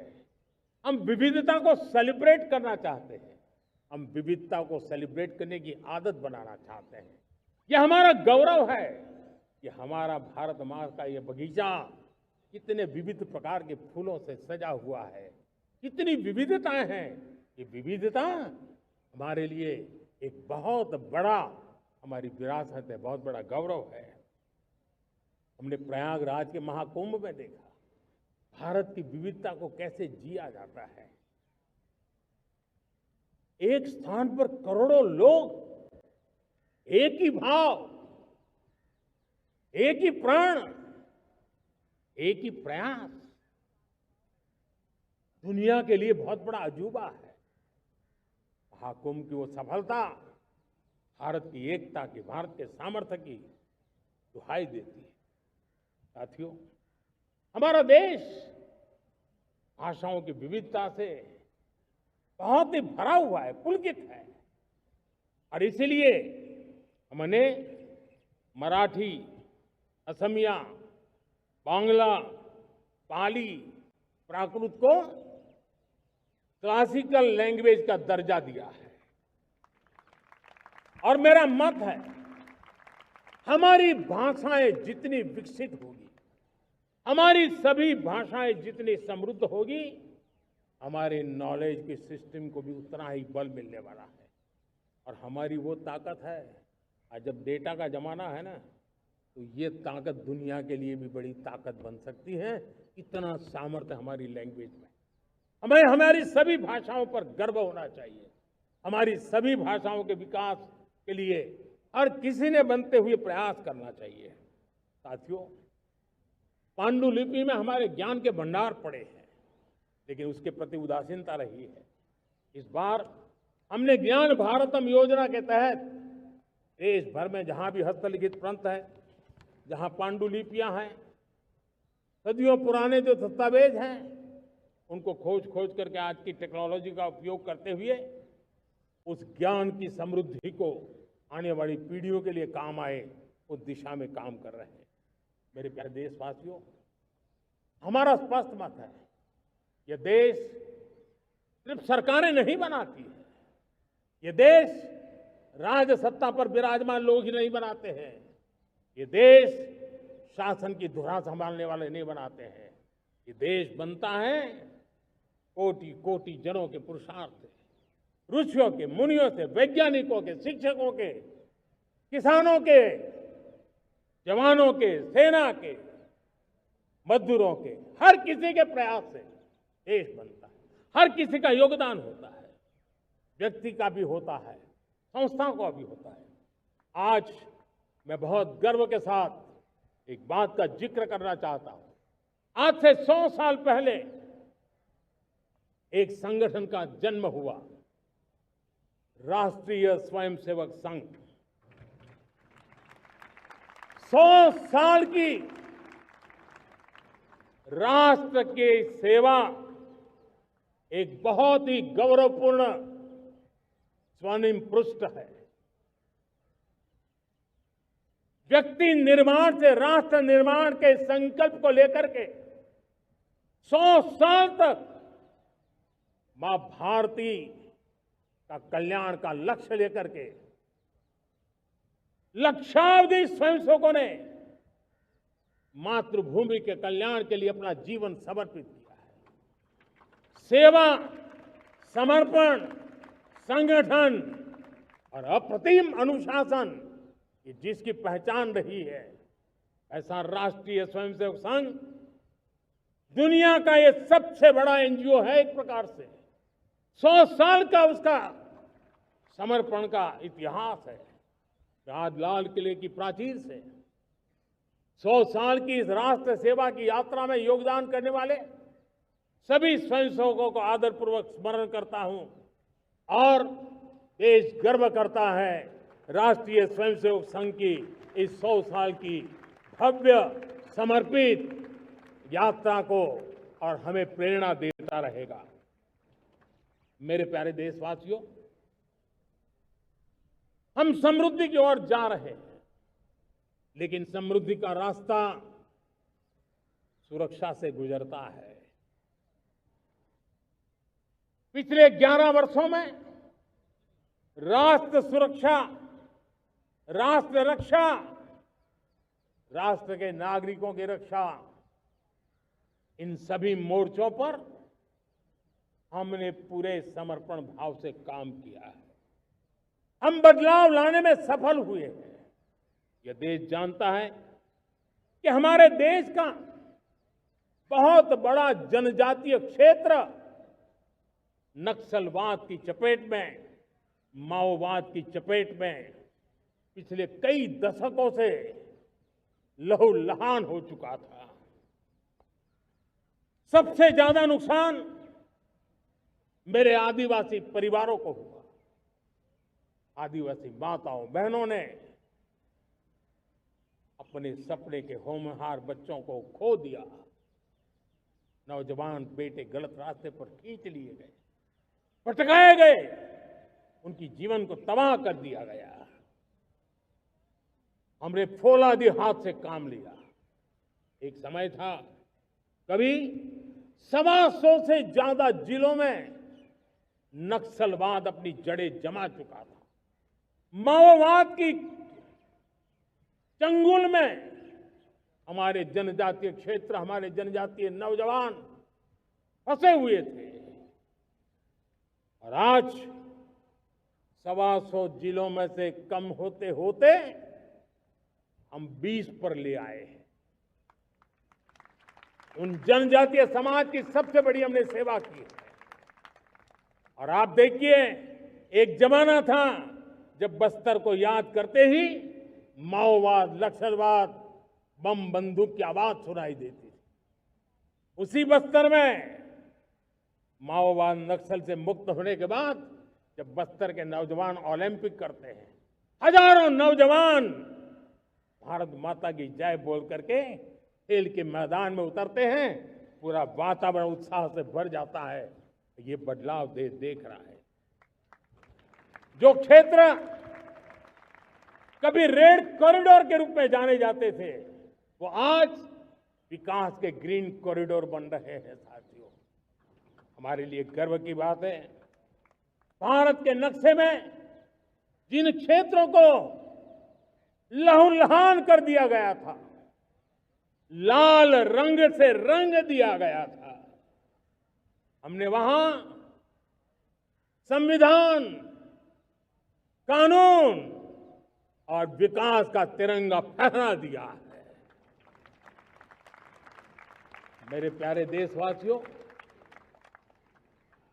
ये भगवान बिरसा मुंडा की 150वीं जयंती का अवसर है, तब इन जनजातीय क्षेत्रों को नक्सल से मुक्त कर करके, मेरे जनजातीय परिवार के नौजवानों की जिंदगी बचा करके हमने भगवान बिरसा मुंडा को एक सच्ची श्रद्धांजलि दी है।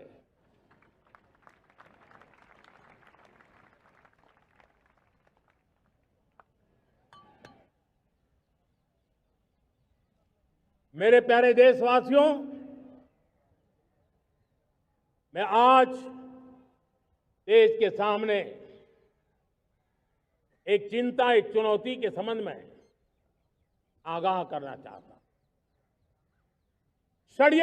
षड्यंत्र के तहत, सोची समझी साजिश के तहत देश की डेमोग्राफी को बदला जा रहा है। एक नए संकट के बीज बोए जा रहे हैं और ये घुसपैठिए मेरे देश के नौजवानों की रोजी रोटी छीन रहे हैं। एक घुसपैठिए मेरे देश की बहन बेटियों को निशाना बना रहे हैं। ये बर्दाश्त नहीं होगा। ये घुसपैठिए भोले भाले आदिवासियों को भ्रमित करके उनकी जमीनों पर कब्जा कर रहे हैं। ये देश सहन नहीं करेगा। और इसलिए मेरे प्यारे देशवासियों, जब डेमोग्राफी परिवर्तन होता है, सीमावर्ती क्षेत्रों में डेमोग्राफी में परिवर्तन होता है, तब राष्ट्रीय सुरक्षा के लिए संकट पैदा होता है। देश की एकता, अखंडता और प्रगति के लिए ये संकट पैदा, सामाजिक तनाव के बीज बो देता है। और कोई देश अपना देश घुसपैठियों के हवाले नहीं कर सकता है। दुनिया का कोई देश नहीं कर सकता है, तो हम भारत को कैसे कर सकते हैं? हमारे पूर्वजों ने त्याग और बलिदान से आजादी पाई है, हमें स्वतंत्र भारत दिया है। उन महापुरुषों के प्रति हमारा कर्तव्य है कि हम हमारे देश में ऐसी हरकतों को स्वीकार न करें। उनकी सच्ची श्रद्धांजलि होगी। और इसलिए मैं आज लाल किले की प्राचीर से कहना चाहता हूं, हमने एक हाई पावर्ड डेमोग्राफी मिशन शुरू करने का निर्णय किया है। ये मिशन, इस मिशन के द्वारा ये जो भीषण संकट नजर आ रहा है, भारत पे मंडरा रहा है जो संकट है, उसको निपटाने के लिए तय समय में सुविचारित, सुनिश्चित रूप से अपने कार्य को करेगा। उस दिशा में हम आगे बढ़ रहे हैं। मेरे प्यारे देशवासियों, कल जन्माष्टमी का पावन पर्व है। भगवान श्री कृष्ण का जन्मोत्सव देश में मनाया जाता है। साथियों, जब मुझे भगवान श्री कृष्ण याद आते हैं तो हम देख रहे हैं कि पूरे विश्व में आज युद्ध के तौर तरीके बदल रहे हैं। हमने देखा है कि भारत युद्ध के हर नए तौर तरीकों को निपटने में समृद्ध है। हमने ऑपरेशन सिंदूर में दिखा दिया है। टेक्नोलॉजी में जो भी महारत थी, पाकिस्तान ने हमारे सैन्य ठिकानों पर, हमारे एयरबेस पर, हमारे संवेदनशील स्थलों पर, हमारे आस्था के केंद्रों पर, हमारे नागरिकों पर मिसाइल, ड्रोन अनगिनत मात्रा में उन्होंने वार किया। देश ने देखा है, लेकिन देश को सुरक्षित रखने के जो प्रयास पिछले 10 साल में हुए हैं, उस ताकत का परिणाम था कि उनके हर हमले को हमारे जांबाजों ने और हमारी टेक्नोलॉजी ने तिनके की तरह बिखेर दी।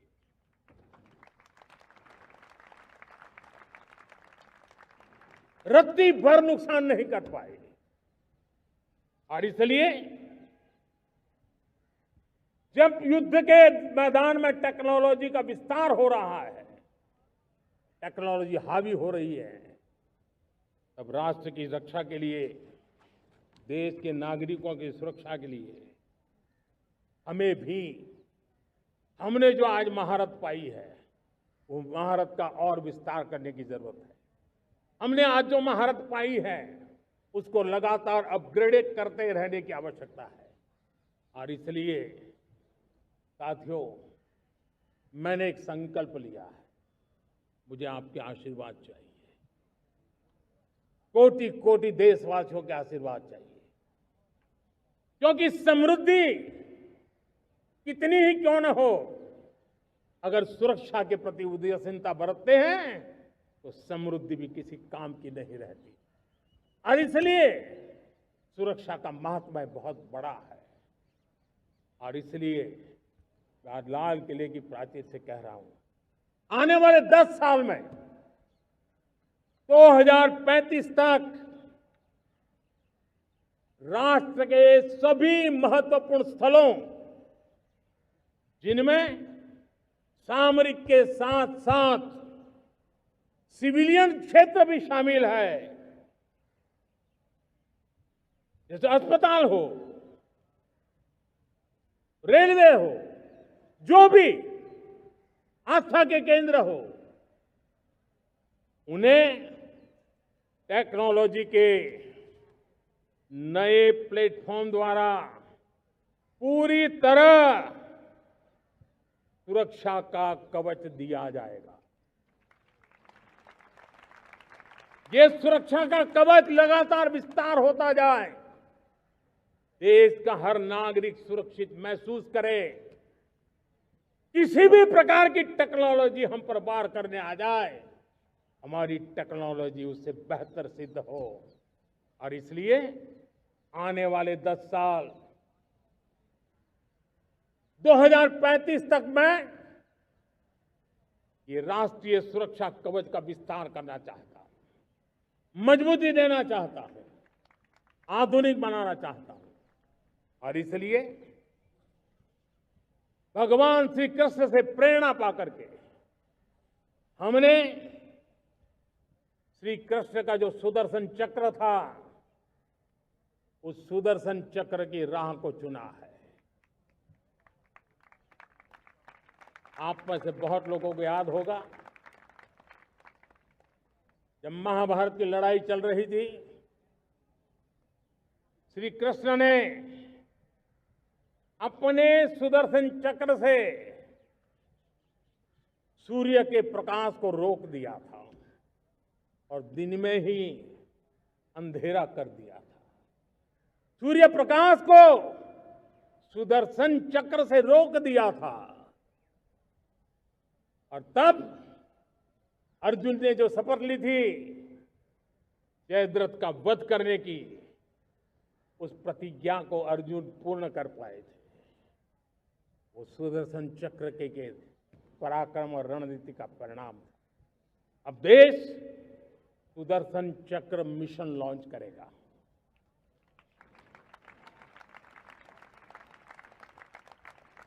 ये मिशन सुदर्शन चक्र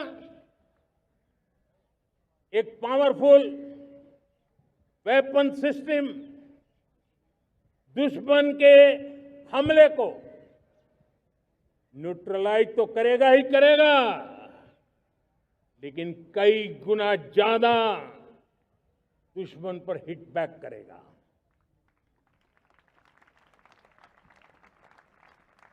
हमने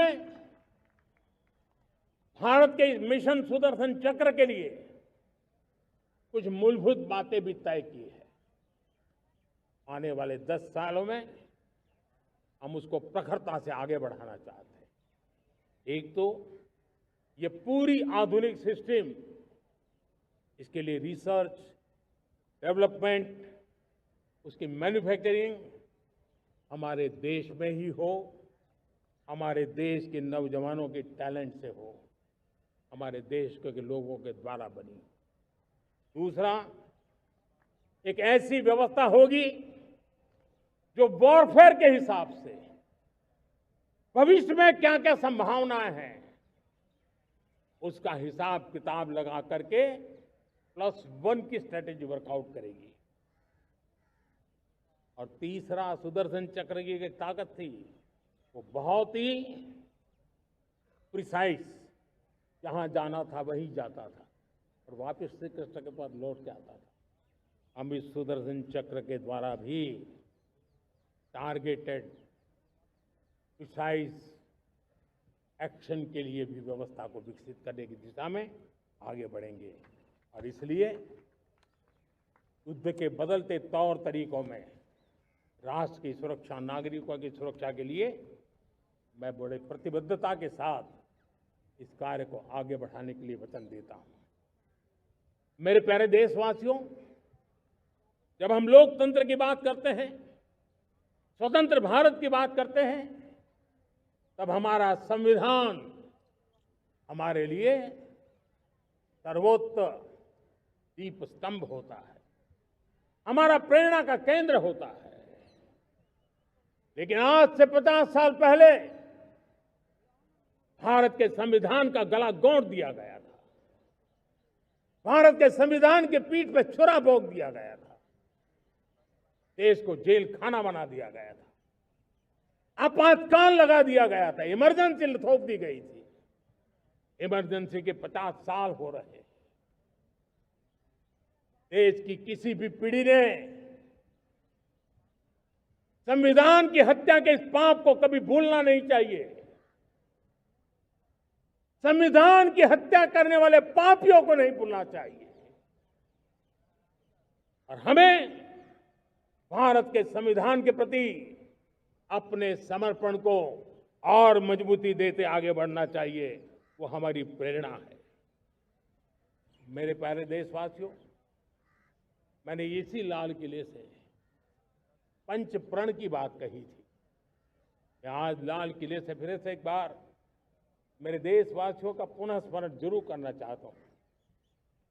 विकसित भारत बनाने के लिए न हम रुकेंगे, न हम झुकेंगे। हम परिश्रम की पराकाष्ठा करते रहेंगे और अपनी आंखों के सामने 2047 में विकसित भारत बना करके रहेंगे। मेरे प्यारे देशवासियों, हमारा दूसरा प्रण है कि हम हमारे जीवन में, हमारी व्यवस्थाओं में, हमारे नियम कानून परंपराओं में गुलामी का एक भी कण अब बचने नहीं देंगे। हम हर प्रकार की गुलामी से मुक्ति पाकर के ही रहेंगे। मेरे प्यारे देशवासियों, हम अपनी विरासत पर गर्व करेंगे। हमारी पहचान का सबसे बड़ा आभूषण, सबसे बड़ा गहना, सबसे बड़ा मुकुटमणि हमारी विरासत है। हम विरासत का गर्व करेंगे। मेरे प्यारे देशवासियों, इन सब के लिए एकता, ये मंत्र सबसे बड़ा शक्तिशाली मंत्र है। और इसलिए एकता की डोर को कोई काट न सके, ये हमारा सामूहिक संकल्प होगा। मेरे प्यारे देशवासियों, मां भारती के प्रति कर्तव्य निभाना ये पूजा से कम नहीं है, तपस्या से कम नहीं है, आराधना से कम नहीं है। और उसी भाव से हम सब मातृभूमि के कल्याण के लिए परिश्रम की पराकाष्ठा करते हुए 2047 विकसित भारत के लक्ष्य को पार करने के लिए अपने आप को अपा देंगे।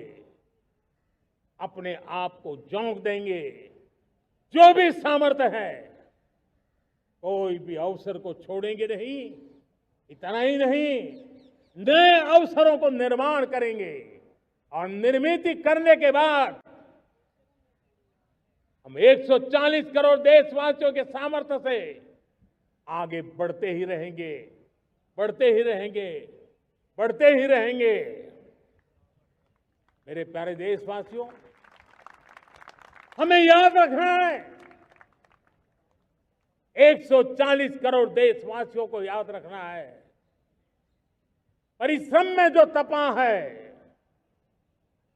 परिश्रम में जो तपा है, उसने ही तो इतिहास रचा है।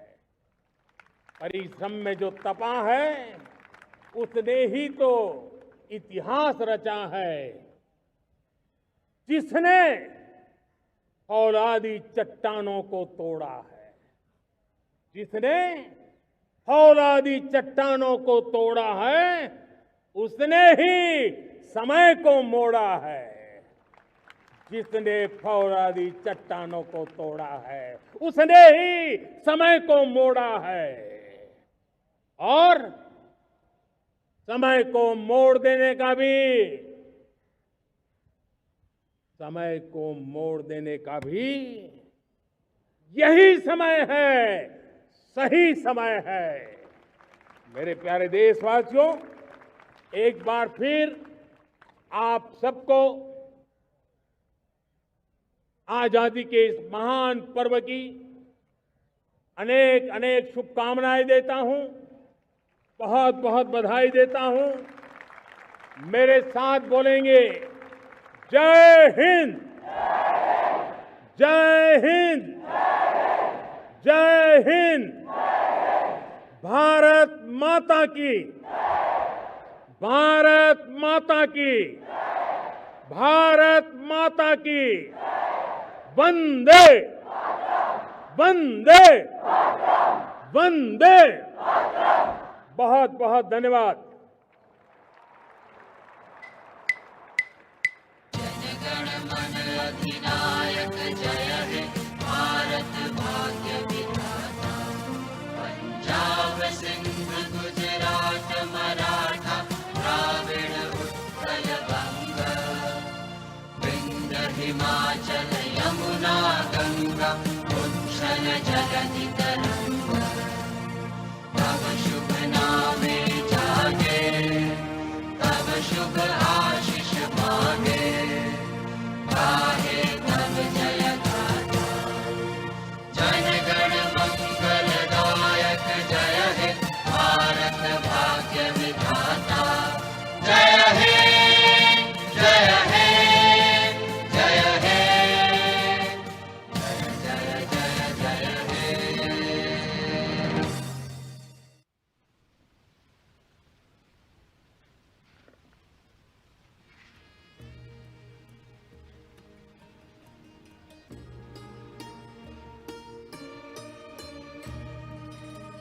Prime Minister Narendra Modi concluding another very well received and successful Independence Day address from the ramparts of Red Fort.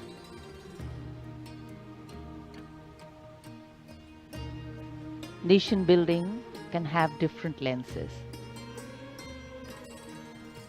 The power of being one, the exclusion of none, and the empowerment of everyone. And as the Prime Minister outlined, the road India is on is one of powered growth, fast-paced development, and a pragmatic world positioning and worldview. And here, hundreds of balloons being released in the air. And as the light blue of the sky welcomes the colors of our national flag, freedom and independence take symbolic forms. Light, free from baggage, and moving up towards a higher, hopeful and harmonious future, as if carrying with them the vision and aspiration of more than 1.3 billion Indians. Prime Minister Narendra Modi is now on his way out of the venue. India has entered the 79th year of its independence, a landmark but also a reminder of how we need to plan the next few years and ensure that economic and social independence acquire true meaning for every citizen.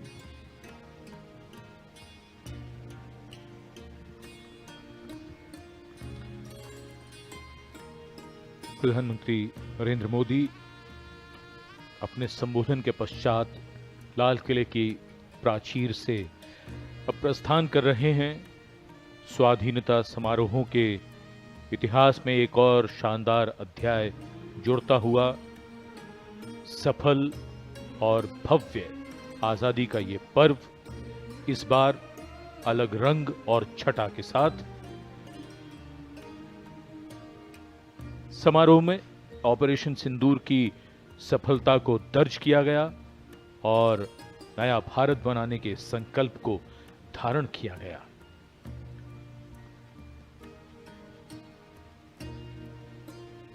प्रधानमंत्री श्री मोदी अपने वाहन में बैठकर अब ज्ञान पथ की ओर यहां से प्रस्थान कर रहे हैं और जैसा हम सभी ने देखा है कि जब भी वो अपनी वाहन में बैठते हैं तो सीट बेल्ट का हमेशा प्रयोग करते हैं।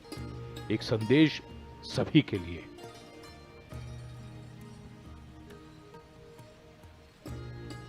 And earlier, as the shades of freedom took to the skies, they gave wings to an aspirations of a young and forward-looking people. Today, we recognize, revel and rejoice in all that makes us truly Indian. All that bonds us as an entity and all that helps us maintain our individuality. All that unifies our vision and all that gives us different perspectives. All our celebrations together and all our struggles that bring us together. The foregrounding being always the nation first. ऐतिहासिक लाल किले की प्राचीर के ठीक सामने नया भारत, जो कि 79वें स्वाधीनता दिवस समारोह का मुख्य विषय है, थीम है, उसे आकार देते हुए भारत की युवा शक्ति, एनसीसी कैडेट्स और साथ में वॉलंटियर्स, युवा शक्ति जिसके हाथों में कल का भविष्य है, कल के भारत का भविष्य है। माननीय प्रधानमंत्री महोदय ने अपने उद्बोधन में लाल किले की प्राचीर से स्वतंत्र भारत से समृद्ध भारत की ओर चलने का संकल्प लिया। देशवासियों से वो संकल्प लेने का आग्रह किया। आत्मनिर्भरता, लोकल से वोकल होना, ये सभी बातें जिनकी ओर ध्यान देने का जिक्र किया माननीय प्रधानमंत्री महोदय ने। ऐतिहासिक लाहौरी गेट से उनका काफिला मंथर गति से आगे बढ़ रहा है। इनफॉर्म, परफॉर्म, ट्रांसफॉर्म, प्रधानमंत्री महोदय ने अपने उद्बोधन में कहा कि उससे भी आगे जाने की आवश्यकता है और भारत को 2047 तक एक विकसित राष्ट्र बनाना है। तो नए संकल्प लेने हैं, उन संकल्पों की ओर दृढ़ता से चलना है, जीवट से चलना है। और जाहिर सी बात है, इसके लिए अभी तक जो कुछ किया गया है उससे बहुत ज्यादा कुछ करने की आवश्यकता है।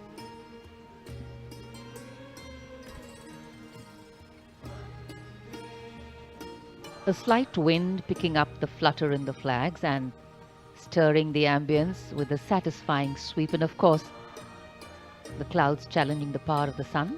The Prime Minister's carcade now arriving at the road in front of the fort's moat, across which school children, NCC cadets and volunteers have been sitting with great discipline and respect. Everybody standing up to get a closer glimpse of the carcade.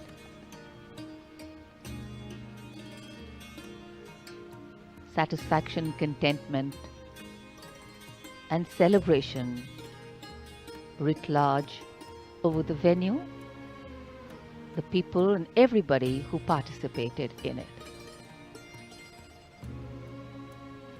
The Prime Minister's vehicle stopping in front of where these cadets and volunteers are sitting.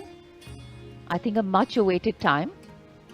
It's now become a ritual, a tradition and these young ones really excited. एक हलचल, उत्सुकता से प्रतीक्षा और माननीय प्रधानमंत्री का ज्ञान पथ पर आगमन। यहाँ 2500 एनसीसी कैडेट और माय भारत वॉलंटियर्स, ये भी उनके लिए एक यादगार अवसर।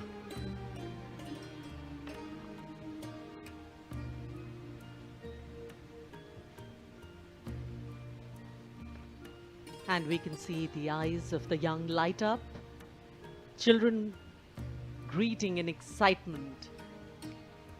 For them, this is more than just meeting a leader. It is a moment they will carry in their hearts for years to come. The Prime Minister's affection for the youth is no secret. He often calls them the builders of India's tomorrow, the shapers of a future that will take the nation to new heights. Every handshake, every smile, every word of encouragement is like a seed planted in young minds, a seed of confidence, responsibility, and belonging. Moments like these are not scripted, they're woven in the joy of the people and the openness of the leader. They reaffirm a nation's faith in its democratic spirit, that here the voice of the people matters, and that those who lead by standing among them. And as the cheers rise and the tricolor waves in countless hands, this interaction becomes more than just a gesture. It becomes a symbol that in India's journey forward, it is the people who are the true strength, and it is their belief that carries the nation towards greater glory. माननीय प्रधानमंत्री महोदय प्रत्यक्ष संवाद में विश्वास रखते हैं, और वो भी खास तौर पर युवा शक्ति से। और बिल्कुल प्रत्यक्ष रूप से ये देखा जा सकता है कि जो माई भारत वॉलेंटियर्स हैं या एनसीसी कैडेट्स हैं, जो कि सेना के तीनों अंगों से आए हुए हैं, अगर कुछ प्रतिभागी बीच में बैठे हैं तो उनके पास स्वयं जा कर के बातचीत करने का प्रयास कर रहे हैं और उनसे प्रत्यक्ष संवाद कर रहे हैं। माननीय प्रधानमंत्री महोदय, अनुशासन बहुत ही महत्वपूर्ण, और जिसका पूरी तरीके से इन कैडेट्स के द्वारा, इन वॉलंटियर्स के द्वारा पालन किया जा रहा है। खुशी, उल्लास, प्रसन्नता उनके चेहरे पर साफ पढ़ी जा सकती है। उनकी आंखों में चमक है जो कल के सुनहरे भारत की तस्वीर पेश कर रही है, और राष्ट्र का प्रथम नेतृत्व उनके इतना करीब है, उसको पा करके वो आह्लादित हैं, प्रसन्न हैं, खुश हैं और सुनहरी यादें लेकर यहाँ से जाना चाहते हैं। It's always interesting to see, because the Prime Minister always is energetic. The young people here energized by his presence. But wonderful to see how energized the Prime Minister becomes in their midst. The tone tenor of the smile changes straight from the heart, the connections too straight from the heart. A picture postcard view of connecting with the people. In fact, these young ones are the repositories of all that is good in us. So let's have faith in them, let's dream with them, and let's nourish them. Because our belief in them validates our belief in the future.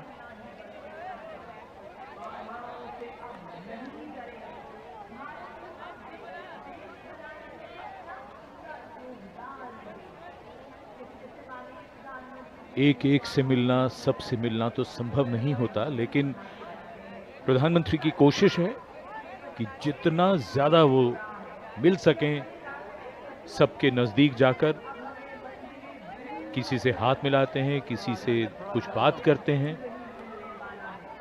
यूं कहिए कि इन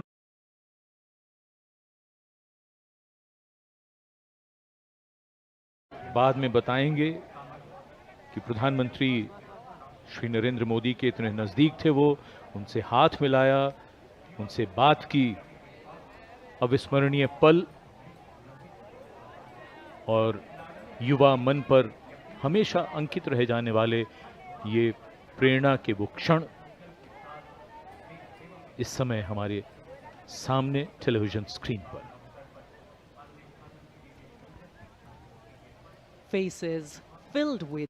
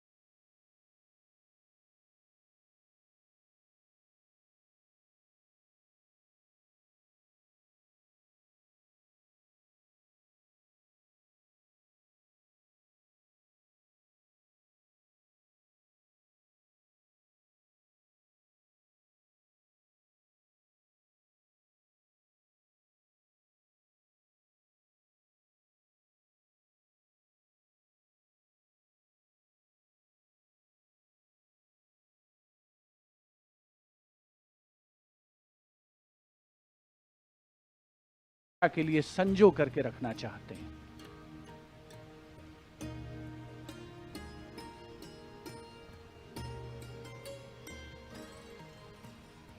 The power of a democratic system, the power of relationship building, the power of popularity. And with great power comes great responsibility. The responsibility of every elected leader and head of government to lead the country from strength to strength, to connect with the people stronger every time, and to ensure that the people of the country, the interests of the nation, are put forward in front every time. Our freedom today gives us wings, while our history anchors us to a land that has held us strong and given us stability. And today what we are seeing is a slice of that strength of this nation, its people. Our strength lies in us being one, and that is what has helped us get our freedom finally, when we all came together and public sentiment rode high. Actually, divided, we could be ruled, but together we could be liberated. And that's the power of coming together.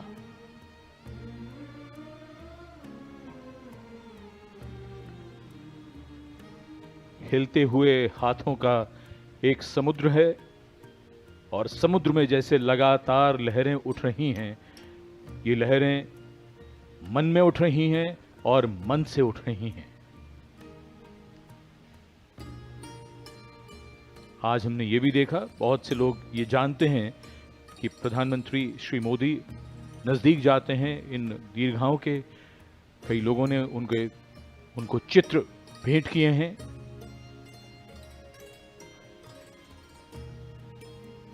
स्वाधीनता दिवस समारोह एक गौरवपूर्ण अवसर है हर देशवासी के लिए, और देश के नागरिकों में देशभक्ति की भावना बढ़ाने और ऑपरेशन सिंदूर की जीत का जश्न मनाने के लिए स्वाधीनता दिवस समारोह की शाम को भी पहली बार पूरे भारत में 140 चुनिंदा जगहों पर, अलग अलग राज्यों में, अलग अलग शहरों में बैंड प्रदर्शन आयोजित किए जाएंगे।